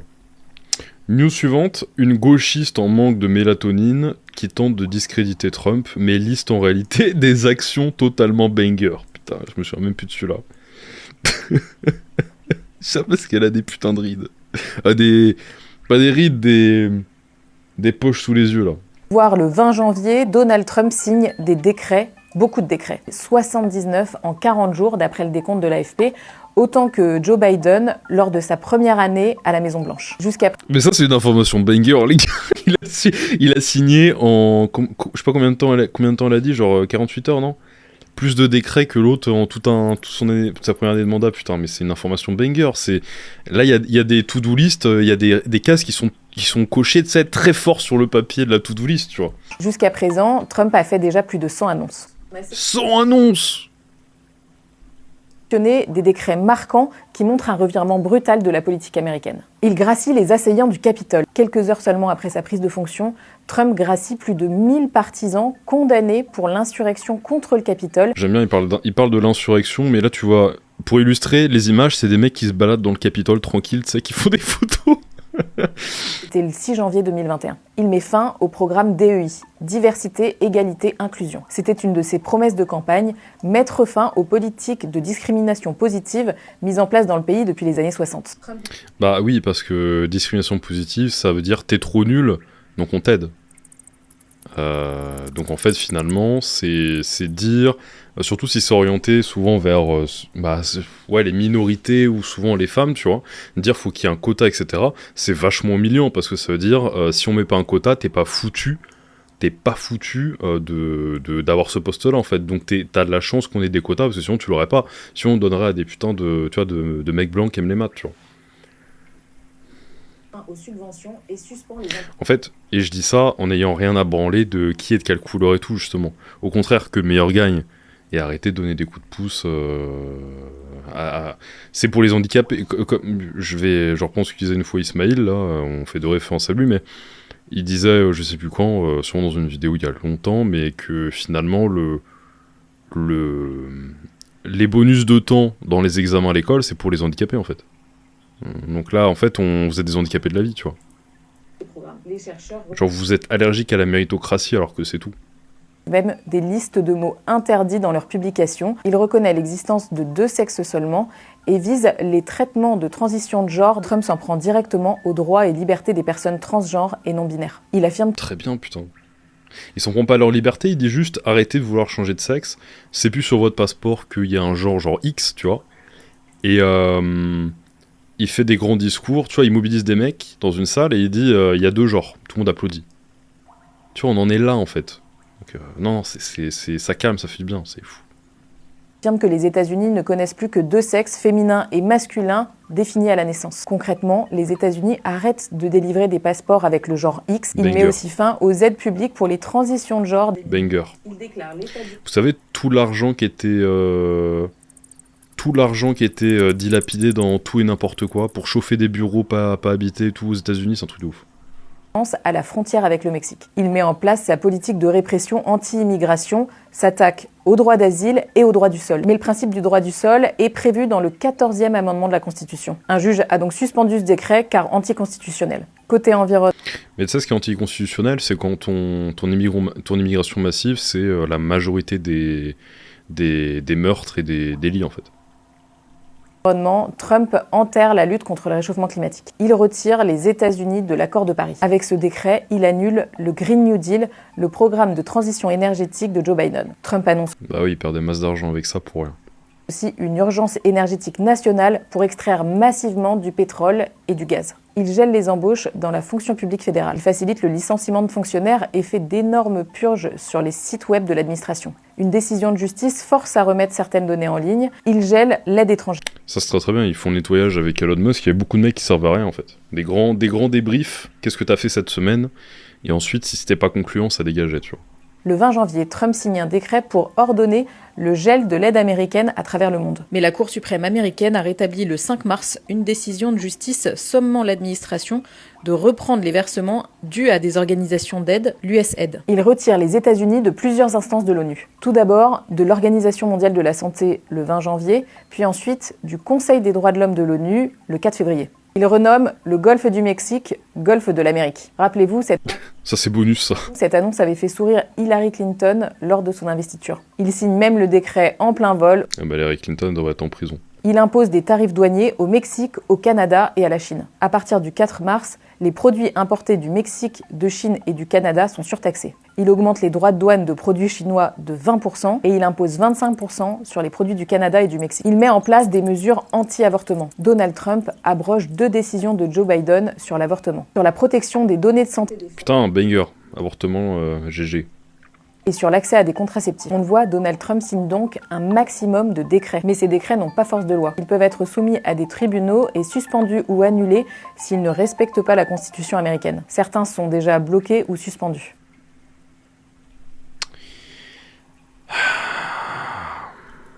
Et je voyais des commentaires à côté sur Instagram. Si un seul homme a autant de pouvoir, est-ce qu'il n'y aurait pas un petit problème avec la démocratie américaine déjà? Bah non, parce que Elsa, qui a commenté ça, à la fin de la vidéo, justement, parce que ta dopamine t'empêche de rester concentré jusqu'à la fin de la vidéo, elle dit justement que ça peut être opposé par des décrets des assemblées, etc., genre le Sénat. Donc non, c'est ça la démocratie, c'est tu proposes, et ensuite ça peut être refoulé. C'est pareil en France. Bon, je vais pas lire les commentaires, sinon je vais péter mon crâne. On continue avec une petite news, celle-là elle fait vraiment plaisir.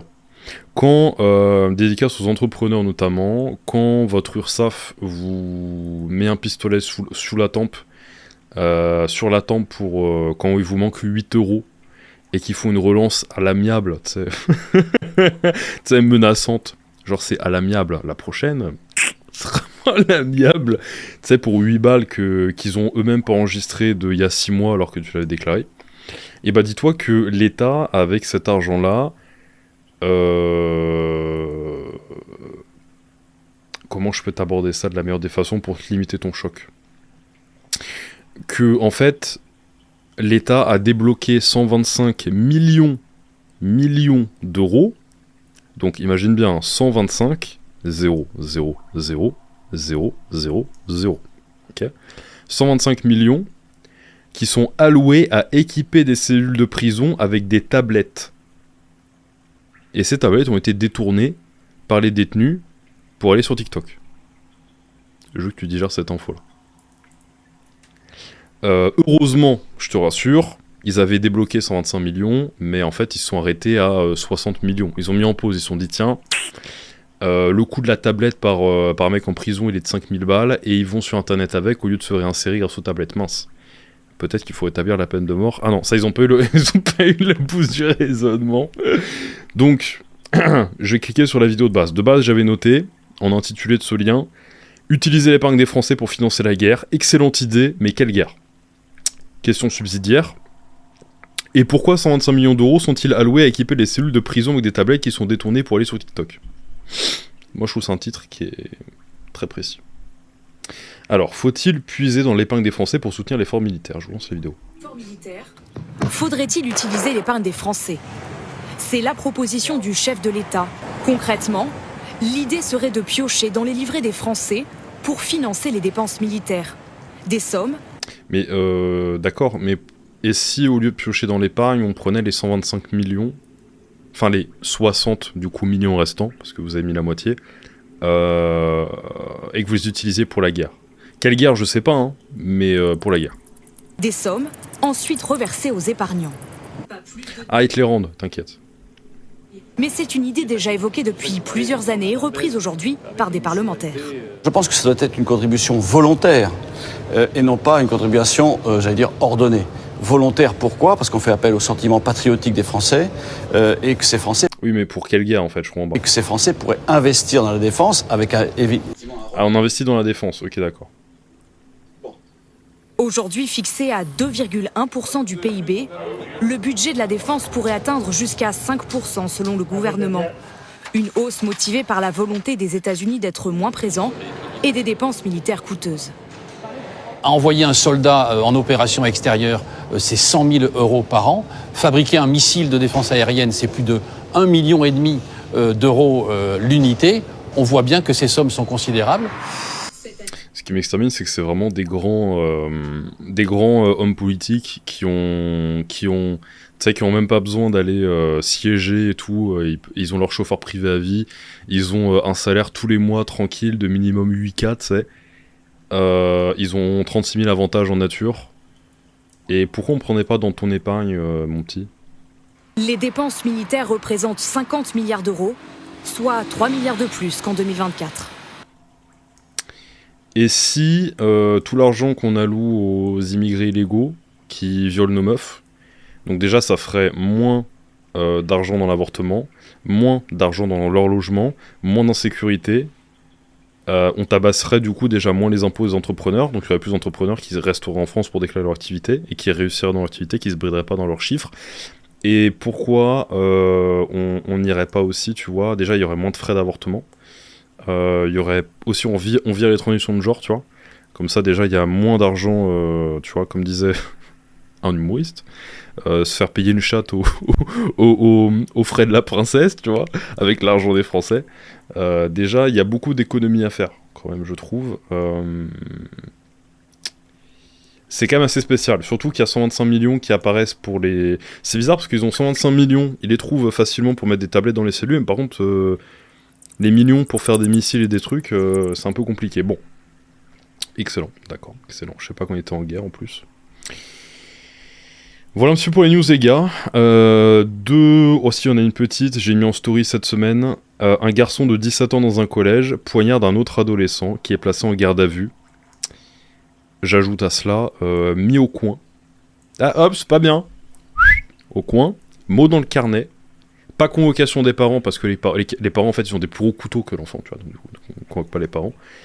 Donc il y a un mec de 17 ans, parce qu'à 17 ans, t'es pas au collège, hein, spoiler. Il y a un garçon de 17 ans, bon, là on va devoir dire les termes, c'est pas le prototype de base du Gaulois, malheureusement, donc potentiellement peut-être de l'immigration de masse, pas contrôlée, qui pas en adéquation avec les standards français, tout simplement. Je vais vous dire, j'en ai rien à cirer qu'il y ait des blancs, il y ait des noirs dans ce que vous voulez, j'ai grandi avec toutes les couleurs. Rien à branler. Ça m'a jamais fait ni chaud ni froid. Par contre, si t'es pas de chez nous et que tu n'adhères pas à comment ça fonctionne, c'est vrai que ça devient tout de suite plus délicat. Si on rentre chez toi, on n'enlève pas ses chaussures, c'est chiant.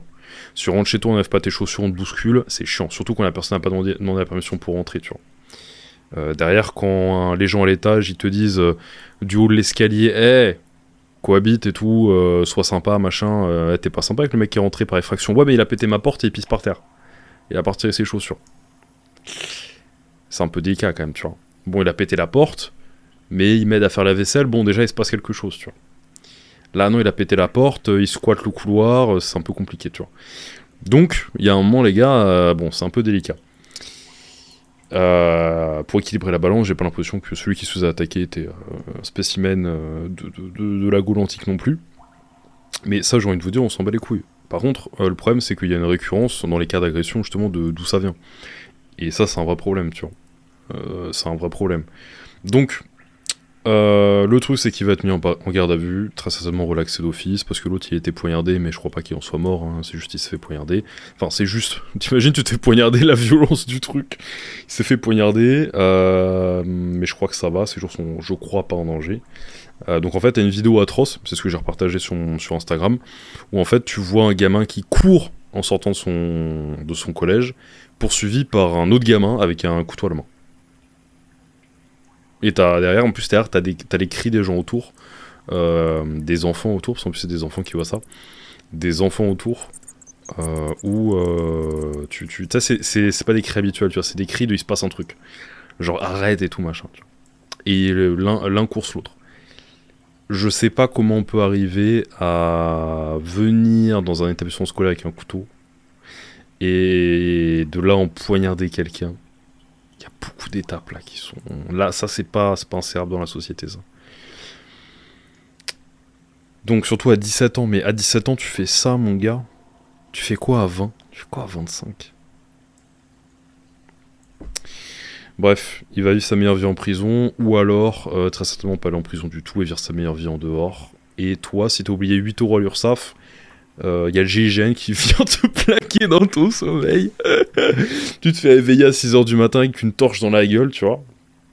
La relance à l'amiable, elle est pas passée, tu vois. Putain, c'est terrible. J'ai également regardé cette semaine le film Sous la Seine, qui est une purge wokiste, mais qui assez ironiquement, je vous spoil pas à la fin, allez si vous voulez le voir, mais qui assez ironiquement est une métaphore parfaite justement de l'immigration de masse mal gérée et du danger que ça peut entraîner. Du danger que beaucoup d'entre nous peuvent vivre chaque jour, t'évites des quartiers, t'évites des horaires, t'évites de vivre d'une certaine façon, et ça me fait toujours mal au cœur quand je vois l'ancien Paris, tu sais, les anciennes images de l'ancien Paris, où... Je sais pas si les gens ils étaient plus gentils, plus heureux, mais tu vois, tu le sais, tu le sens, que c'est pas du tout les mêmes problèmes. C'est pas du tout les mêmes problèmes. Tu dis, tiens, je vais sortir dans ce quartier-là, il y a du soleil, c'est cool, tu te dis pas, ça va être dégueulasse par terre, il y aura des matelas par terre, il y aura de la pisse par terre, et il y aura des clodos, et il y aura des craquettes dans ce coin-là, faut éviter cette rue-là. Donc bon, c'est très délicat. C'est une purge wokiste, mais ouais, assez ironiquement, c'est une... sans le vouloir, ils ont fait quand même... Parce que je disais c'est une purge wokiste parce que j'ai quand même fait... Je regardais en famille, donc je suis allé au bout quand même pour faire plaisir à tout le monde, mais j'ai fait arrêter de le regarder en plein milieu, ce qui m'arrive jamais.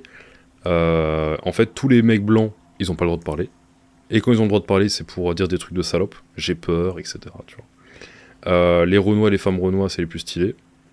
Ça me fume parce que le policier rebeu il est extrêmement beau gosse et en fait genre à quelle heure un policier il a le droit d'être aussi BG comme ça, tu vois, genre ça c'est vraiment très Netflixien, ça m'extermine. Et il se tape la meuf blanche, voilà. Bon, moi j'ai pas de problème à ce que tous les types d'hommes de toutes les ethnies soient virils. Par contre j'ai un problème quand à chaque fois que je regarde une production Netflix, aussi peu que ça m'arrive, on me dise les blancs c'est vraiment des putes, hein. C'est con, mais le film en fait se passe dans Paris, donc en fait toutes les architectures, tous les ponts, toutes les cathédrales, les voitures, tout ça c'est inventé globalement par des hommes blancs, tu vois.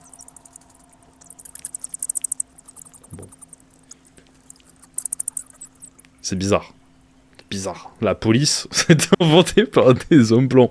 Les ordinateurs qu'ils ouvrent pour traquer le requin, c'est un homme blanc, tu vois, allemand ou un peu plus jaune, qui a beaucoup réfléchi, tu vois, qui a assemblé des puces et des circuits, et il s'est dit, ah tiens, on va mettre un écran, et je touche pas beaucoup de femmes, mais par contre, on a créé des ordinateurs très puissants, tu vois.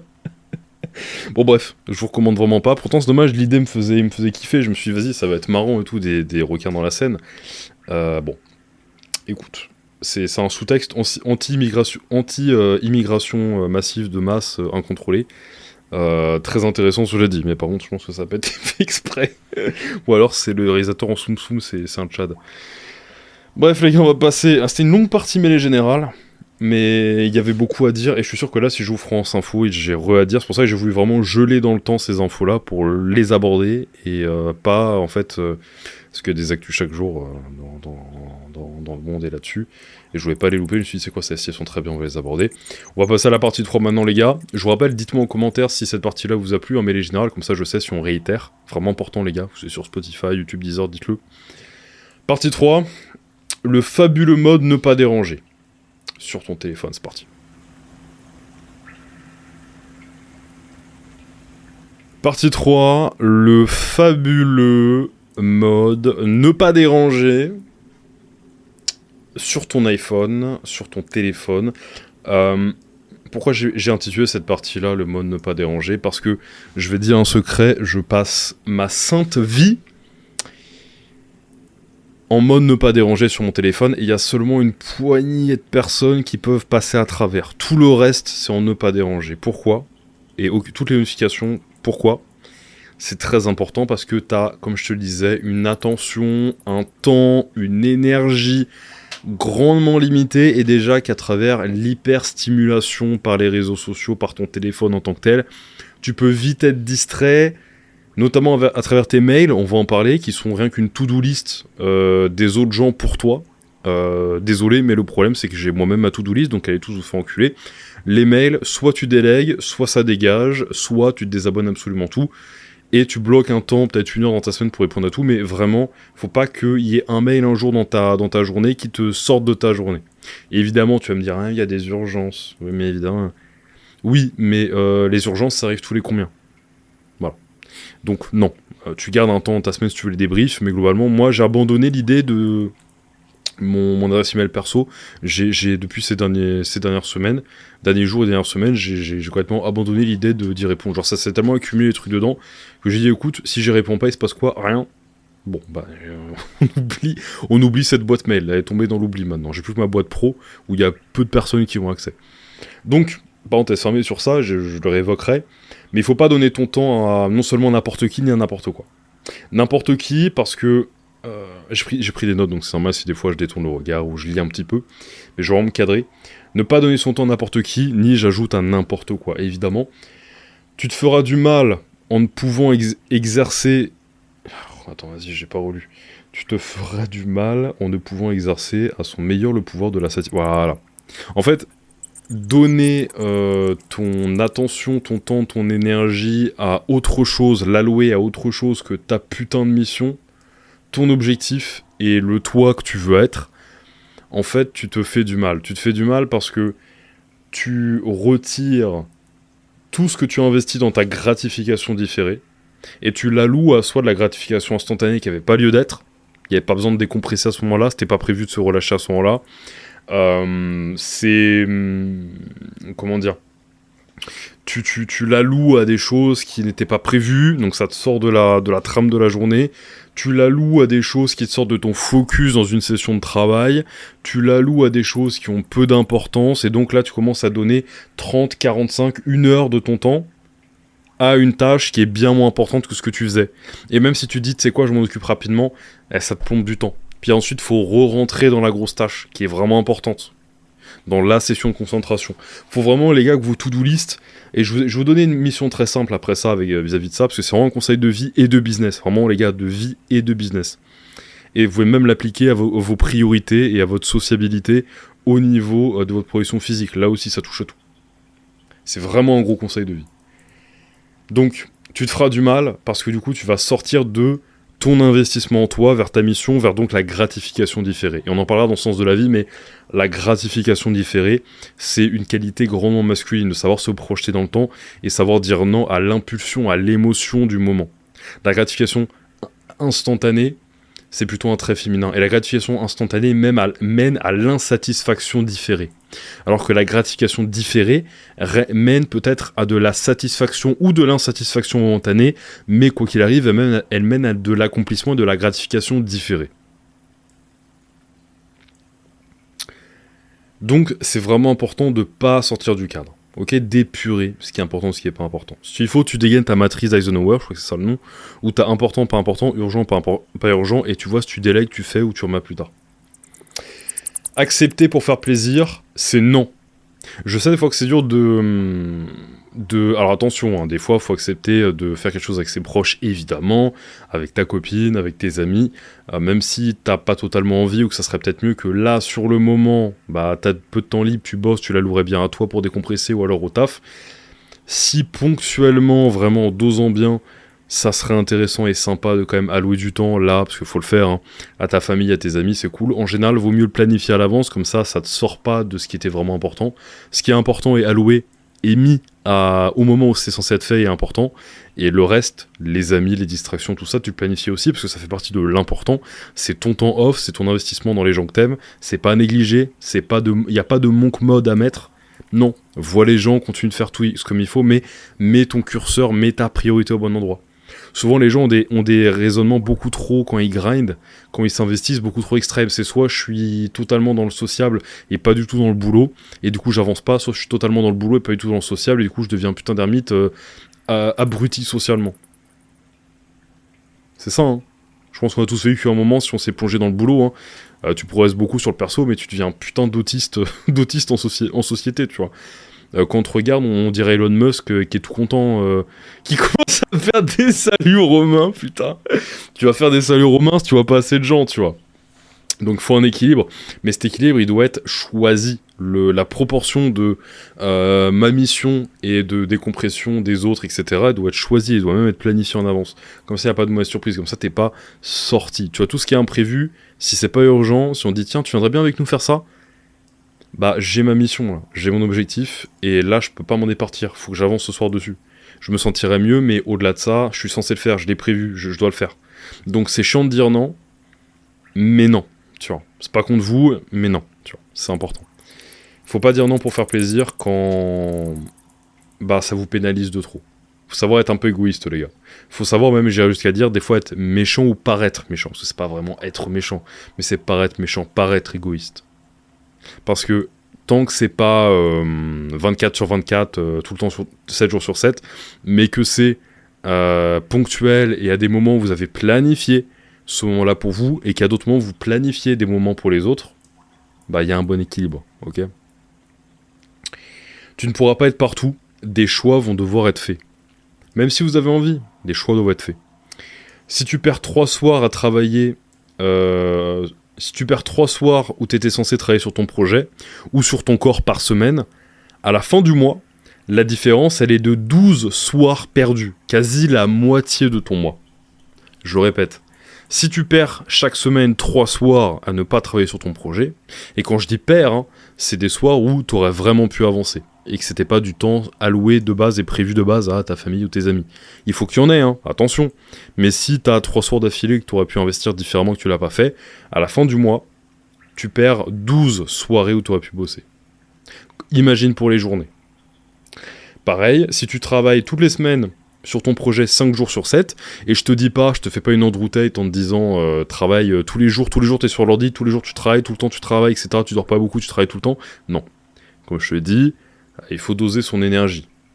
Il faut avancer comme un lion. On en parlait dans l'épisode 6. C'est qu'il faut lire The One Thing.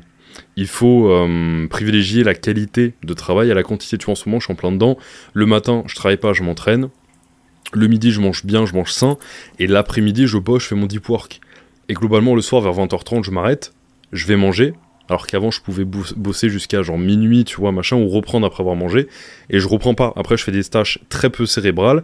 Je mets un film, je marche et je rattrape mes pas pour la journée. Et après, c'est fini.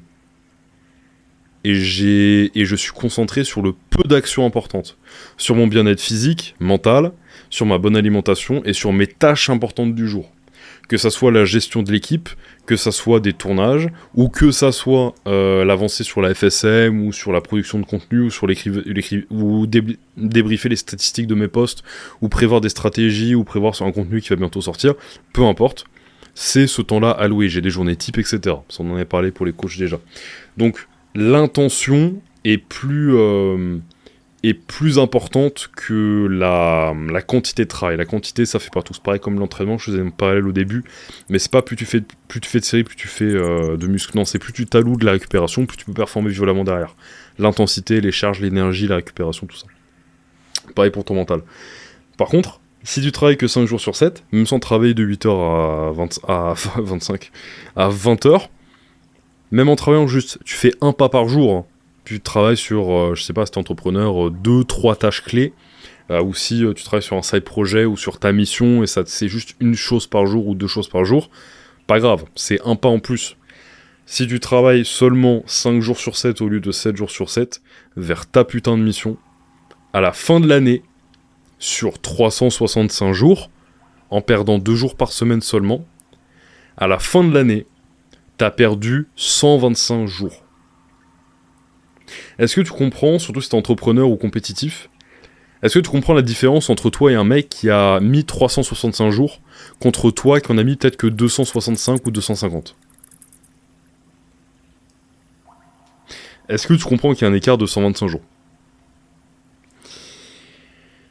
Il faut que tu te donnes aussi un nombre, alors c'est de façon figurée, mais tu peux vraiment l'appliquer de façon, surtout si t'es quelqu'un de très, très demandé, très sollicité dans tous les sens, d'avoir un nombre de oui d'acceptation limité par jour.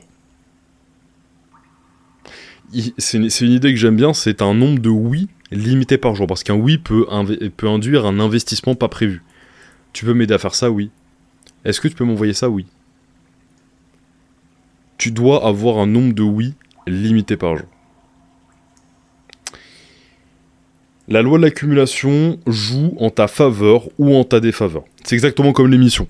Soit tu les fais, soit tu les fais pas, et c'est chaque petit pas qui est fait ou qui n'est pas fait, il joue contre toi. La loi de l'accumulation, qui est une loi très puissante, très importante, c'est l'accumulation de ce que tu fais. Donc plus je vais faire ci, plus je vais faire ça, plus ça va me construire vers qui je veux être. La loi de l'accumulation, ça dicte qui tu es. Est-ce que tous les jours tu fais le taf ou tu fais pas le taf? Est-ce que tous les jours, je sais pas, tu investis en toi ou tu investis pas en toi? Est-ce que tu passes plus de temps sur les réseaux sociaux à scroller ou à investir en toi? Tu vois? Là, tout compte. Tout compte. Donc la loi de l'accumulation. Soit joue en ta faveur, soit en ta défaveur. Comme je te disais, c'est soit tu montes, soit tu descends. Yin et yang. Faut que tu deviennes égoïste. Faut que tu deviennes chiant. Dans le bon sens, mais aux yeux des autres. Si tu n'es pas égoïste ou un peu chiant aux yeux des autres par un moment, parce qu'il y a un moment où ça arrive, dans ton investissement envers toi-même, dans tes priorités envers toi-même, envers ce que tu veux construire, parce que tu as ta vision. Et il y a un nombre de oui limité. Faut pas dire oui pour faire plaisir.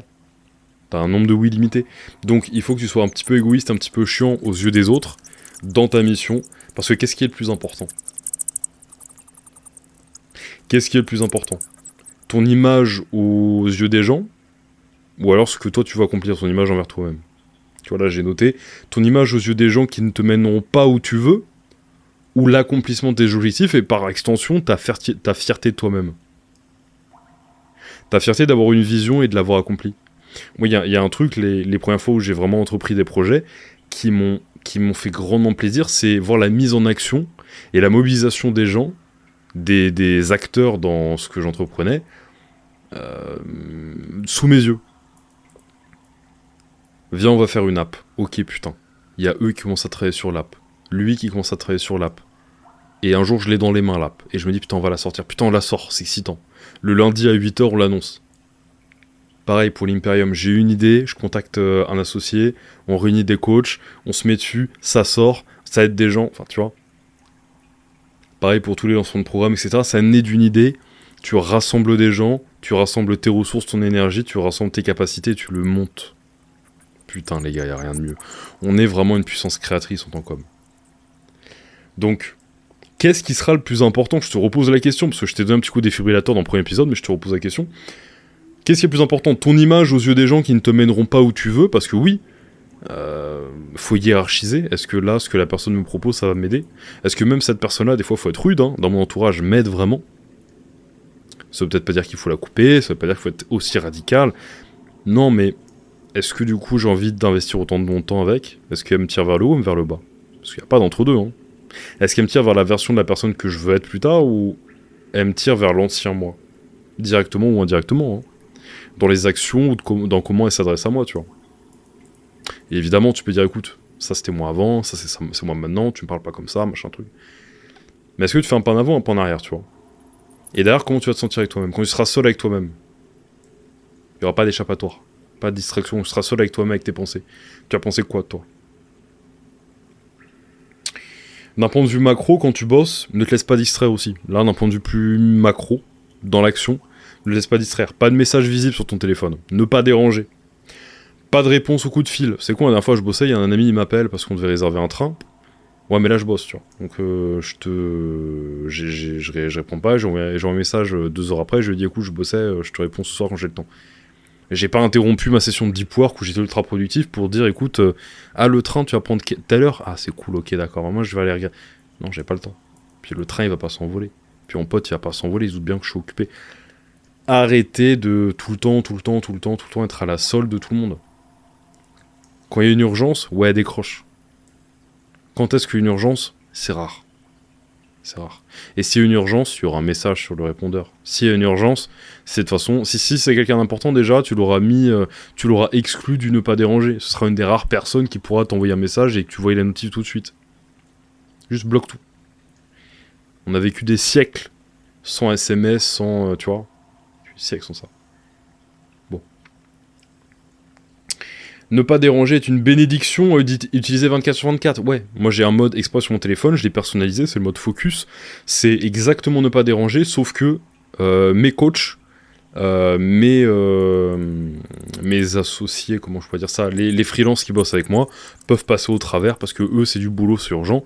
Ma famille peut passer à travers, et certains seulement, et basta. Basta. Peut-être un ou deux amis vite fait, mais c'est tout. Et quand il y a un numéro que je connais pas qui m'appelle, jamais de la vie je décroche. Très simple. Et j'ai aucune notif d'autres applis, tu vois. Même mes clients en coaching sur WhatsApp, j'avais jamais les notifs. Tu vois. Je surveillais de temps en temps, j'y étais souvent à l'époque, mais pas de notif. Je bosse dessus le jeudi de 10 à 12. Pour les derniers clients que j'ai, la poignée que j'ai, les ridicules, moins de 10. Tu vois. Donc vraiment essentialise à balle, ce qui peut risquer de te prendre de l'énergie, de l'attention, du temps. Parce que c'est putain de pression, putain d'une chance sur 400 milliards d'être là, rentabilise-la. Personne, en plus, on va finir là-dessus, mais personne ne respecte celui qui ne met pas de valeur sur son temps. Tu vois, quand tu vois un mec qui dit « Ouais, non, là, j'ai pas le temps, écoute », tu dis « Putain, mon pote, il a changé, mon pote... je sais plus quoi dire. Ouais, vas-y, t'es chiant et tout, on allait sortir, putain, t'es chiant, putain, t'es vachement égoïste et tout, t'es sérieux, machin, putain, vas-y, sois marrant et tout, t'es chiant. » Tu vois, ces phrases-là de mec qui comprend pas que tu veux faire des pas en avant. Crois-moi, tes potes et n'importe qui te respectera bien plus si tu dis non, écoute, j'ai dit non. Quand je dis oui, c'est oui, quand je dis non, c'est non. Point la ligne. Donc quand je dis non, on fait pas ça, parce que je dois faire ça. J'ai une mission, j'ai des objectifs, je veux être quelqu'un, la gratification différée, c'est important pour moi. Là, si on planifie à l'avance et machin, ouais, je t'alloue ce temps-là, y a pas de problème. C'est humain, moi aussi, il faut que je décompresse, mais là, c'est non, parce que là, j'ai prévu ça. Est-ce que j'ai prévu ma mission, mon objectif, qui je veux être, qui je veux devenir, ce que je bâtis, ma vision, ce qui me fait plaisir à assembler, ce qui me fait me réveiller tous les matins, c'est pas d'aller faire un truc sans sens. C'est sympa et tout, c'est cool, ouais, d'aller boire un coup, d'aller manger, d'aller sortir, d'aller faire ci, c'est cool, c'est cool. Mais ça, c'est de la gratification instantanée. Et j'en ai des fois, mais je la planifie, tu vois. Non. Planification griffée. Je veux bâtir quelque chose. Gratification différée. Important pour moi. Et on te respectera bien plus. Et toi-même, en prime, tu te respecteras davantage. Parce que si tu donnes ton temps à n'importe qui, n'importe quand, et ça n'a pas de valeur, et t'as pas de non... Tu vois, d'ailleurs, cet épisode-là, j'ai failli l'appeler l'art de dire non. Mais je trouvais que l'art subtil de dire ta gueule, je bosse, c'est quand même mieux. C'est quand même plus, tu vois, c'est quand même plus sympa. C'est quand même plus la réalité, tu vois. Personne ne respecte celui qui ne met pas de valeur sur son temps, et en prime, il se manque de respect à lui-même. Donc en plus, tu vas culpabiliser après, tu vois. Tu vois, c'est comme quand je parlais de les anecdotes où il y a une fois, peut-être une ou deux ou trois fois les max, quand j'étais au collège, où je n'avais pas osé sortir ma collation, parce qu'à chaque fois on me faisait des remarques et tout, tu vois, sur ouais, tu manges une pomme, des galettes de riz et tout, pourquoi ? Ou une fois je l'avais pas, j'avais coupe, tu vois, je m'étais dit non, vas-y et tout, j'ai pas le temps, j'ai que 5 minutes de récré, tout ça, je vais pas la sortir, je la mangerai ce midi avec mon repas. Je m'en étais voulu après. Alors que bon, soit ce qui compte, ouais, c'est le total calorique, c'était pas dramatique, mais ce qui était dramatique par contre, c'était que j'avais pas osé, tu vois. Et je m'étais dit, mais en fait, je me sens tellement mal si je fais pas ce que j'étais censé faire, que je préfère largement me taper une honte face à des collégiens de toute façon qui n'accomplissent rien eux-mêmes. Mais moi, je me sens fier, tu vois, quand j'ai tout coché toutes les cases de ma journée, même si que je dégaine la pomme 1 ou 2 heures après, et la galette de riz, c'est pareil, parce que je mange tellement peu que j'assimilerai, c'est pareil. Mais en fait, non, l'action de se dire le regard des autres ou ce que les autres me disent surpasse ce que je suis censé faire et ma mission, mon objectif, ça manque de respect envers moi-même. Et je me sens mal. Donc je vais pas le faire. C'est pareil pour tout dans la vie. Prends cette leçon-là.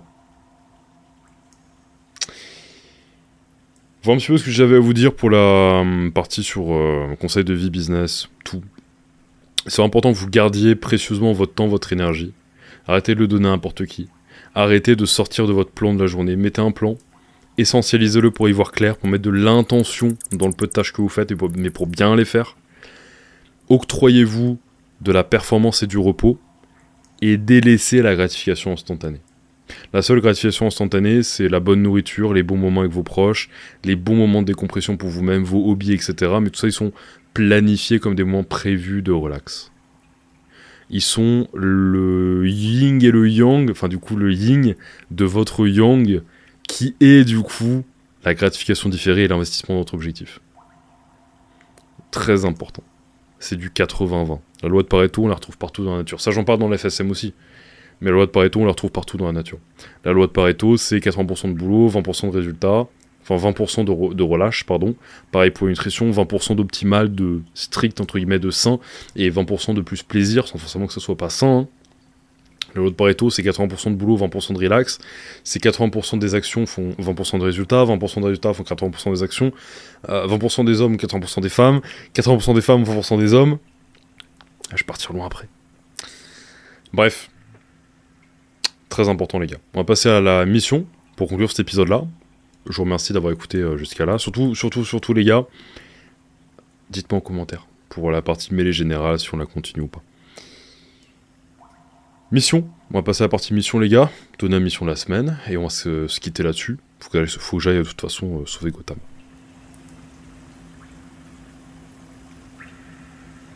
Bon les gars, mission. Juste avant la mission, je vous le rappelle. J'ai créé une app magnifique, Momentum, si vous voulez atteindre le top 1% des hommes. Si tout ce que je vous dis là, explique là sur le physique, le mental et le mindset vous plaît, le mental et le mindset étant la même chose, mais sur créer la putain de vie que vous voulez, vous construire vous et la vie et l'environnement que vous voulez, on a tous les outils pour ça sur Momentum les gars. Il y a la Fertility Shredding Method, je vous le rappelle, la FSM, ma méthode. Ok, ma méthode qui permet de décupler son physique, son mental grâce à ses hormones, mais également par extension toute sa vie. Je vous fais pas l'affront de vous reparler de toutes les études qu'on a faites dans l'épisode 5 sur la testostérone, qui est l'un des meilleurs épisodes que vous avez le plus apprécié à travers les plateformes. L'épisode 5 sur la testostérone, je vous ai parlé d'à quel point tout était lié. Et tout s'entre-nourrissait. Vos actions nourrissent vos hormones nourrissent vos actions. Notamment la testostérone, qui est votre hormone mâle, l'hormone masculine. Donc, très important de l'entre-nourrir, et c'est sur Momentum qu'on en parle. Vous avez plus de 7 programmes différents disponibles d'office. On a l'abonnement bronze, on a l'abonnement silver, on a l'abonnement gold pour l'accompagnement avec nos coachs haut de gamme, et le full accès premium à tout ce qu'il y a sur Momentum. Et la FSM, les gars, je vais vraiment, dès que vous l'auriez, vraiment m'impliquer dans la FSM pour en plus des modules, en plus du programme, en plus de l'explication profonde, qui, je pèse mes mots, change une vie, littéralement. Vous vous rendez pas compte à quel point tout est lié, et à quel point quand vous prenez le plein potentiel de qui vous êtes censé être, à travers votre essence vraiment masculine, les gars. Et c'est pas un gros mot, c'est pas un truc alpha, masculin, machin, non, faut se détacher de ça, je sais que ça a perdu sa bonne connotation, mais le masculin, c'est simplement vos caractéristiques, vos signaux de fertilité masculine, vos actions et votre sensibilité mentale testo, c'est tout ce qui fait de vous un homme, et c'est tout ce qui vous permet d'exceller dans la vie, d'avoir cette envie de conquête, cette mission, cette connexion à Dieu, ce sens, tout simplement, c'est ce qui fait de vous un homme puissant, physiquement, mentalement, un homme qui va chercher les finances qu'il veut, la liberté qu'il veut, les relations qu'il veut, l'énergie et la vie qu'il veut, et qui ne se laisse pas soumettre. Tout est profondément lié, les gars. Donc, c'est sur Momentum, premier en dessous de la bio, les gars. Je réunis 1000 hommes, et après on verrouillera les portes. Donc allez checker ça, il y a 3 niveaux d'abonnement, il y a forcément un qui peut vous aider dans votre vie. Tout simplement. Donc, mission du jour, de la semaine plutôt. Il faut que tu, déjà, premièrement, là, pour ceux qui ont un carnet, qui ont des notes, allez dedans, je vais vous dicter quoi faire. C'est très simple. Premièrement, je veux que tu listes les tâches inutiles et les habitudes distrayantes de ta vie ou de ton business, selon comment tu veux axer la mission. Liste tout ce qui est inutile ou distrayant, ce qui te fait reculer et non pas avancer. Première étape, tu les listes. Deuxième étape, maintenant tu les supprimes de ta vie. Très simple. Tu peux même faire une autre colonne où tu notes justement les tâches qui te font aller vers l'avant. Tu vas voir qu'il y en a peu. Hein. Tu vois, je disais dans un autre épisode, si j'ai pas de bêtises, comme mission, qu'il fallait planifier votre semaine un petit peu à l'avance, débriefer, organiser tout ça. C'est important, manager la data. Je vous en parlerai peut-être davantage dans un prochain épisode, mais c'est extrêmement important. Tous les dimanches, personnellement, je débriefe ma semaine passée. Qu'est-ce que j'ai bien fait, qu'est-ce que j'ai pas fait, qu'est-ce que j'ai mal fait, qu'est-ce que j'ai bien atteint, etc. Et je manage, du coup, je débriefe, et la semaine suivante, je pose mes tâches, j'organise ma semaine du lundi au dimanche, avec les tâches le matin, le midi, le soir, l'après-midi, les entraînements, tout ça. Et chaque semaine précédente me permet d'organiser une meilleure semaine, d'être plus proactif et de savoir exactement ce que je fais du lundi au dimanche. C'est extrêmement important que vous ne naviguiez pas à vue, surtout les entrepreneurs. Bref, donc vous listez les tâches importantes, ni plus ni moins, et les tâches distrayantes, pas importantes, merdiques, qui ont un ROI, un retour on investment à chier, vous les dégagez. Et s'il y en a qui sont quand même nécessaires, mais qui vous drainent de l'énergie, tout ça, si vous pouvez les déléguer, déléguez-les. Ou automatisez-les. Aujourd'hui, on a Make, on a Zapier, on a ChatGPT, on a ce que tu veux. Donc, quand tu as listé tes tâches inutiles, distrayantes, tout ce qui te sort de ton habituellement, même si c'est scroller sur le téléphone sur Insta, hein, tu mets un cadenas, une limite de temps d'écran sur ton téléphone ou tes réseaux sociaux et let's go. Hein. Une fois que tu as listé tout ça, tu délètes de ta vie. Point la ligne, tu délètes. Tu inhibes, comme tu inhibes l'aromatase pour avoir plus de testostérone dans l'FSM, tu vois. Tu inhibes, tu spawn kill, tu prends la racine. Ensuite, tu vas pouvoir créer ton environnement et ton cadre te permettant de te concentrer sur ta mission. Qu'est-ce qui me fait chier, qu'est-ce qui me ralentit, qu'est-ce qui est à la con? Très bien, je note, ok, ça maintenant, ça dégage de ma vie. Je vais être une putain de machine de guerre qui se concentre sur le moins de choses possible pour faire le maximum de résultats. Loi de Pareto. Crée un environnement et un cadre te permettant de te concentrer sur ta mission, c'est ça. C'est juste simplement ça. Vire ce qui est inutile, réunis ce qui est utile. T'as 2 cases, très bien. Tu délètes l'une et l'autre tu la mets au centre de tes journées. Et de tes semaines. Voilà ta mission. Elle est très vaste, donc il va falloir que tu prennes un petit temps dessus. Je t'enjoins évidemment à le faire correctement. Parce qu'autrement, autant ne pas le faire. C'est 0 ou 100, il n'y a pas d'entre-deux. C'est faire ou ne pas faire, c'est le yin et le yang, c'est le jour et la nuit. Le masculin, le féminin, la testo, l'oestrogène, ce que tu veux. Donc, à toi d'agir maintenant. Mes amis... Gotham m'appelle. Attendez-moi. Ouais, Alfred? Ouais. Bon, moi j'ai pas mis le mode silencieux, tu me déranges un petit peu, mais d'accord, c'est pour Gotham. Bon, vous voyez, pour Gotham, j'avais pas mis... Pour sauver Gotham, J'avais pas mis de ne pas déranger. Le pingouin, ok. Bon, les gars, on se dit à la semaine prochaine pour l'épisode 16 du coup de l'opération Bruce Wayne. Je dois filer, Gotham m'appelle. À la semaine prochaine les gars, faites vos missions.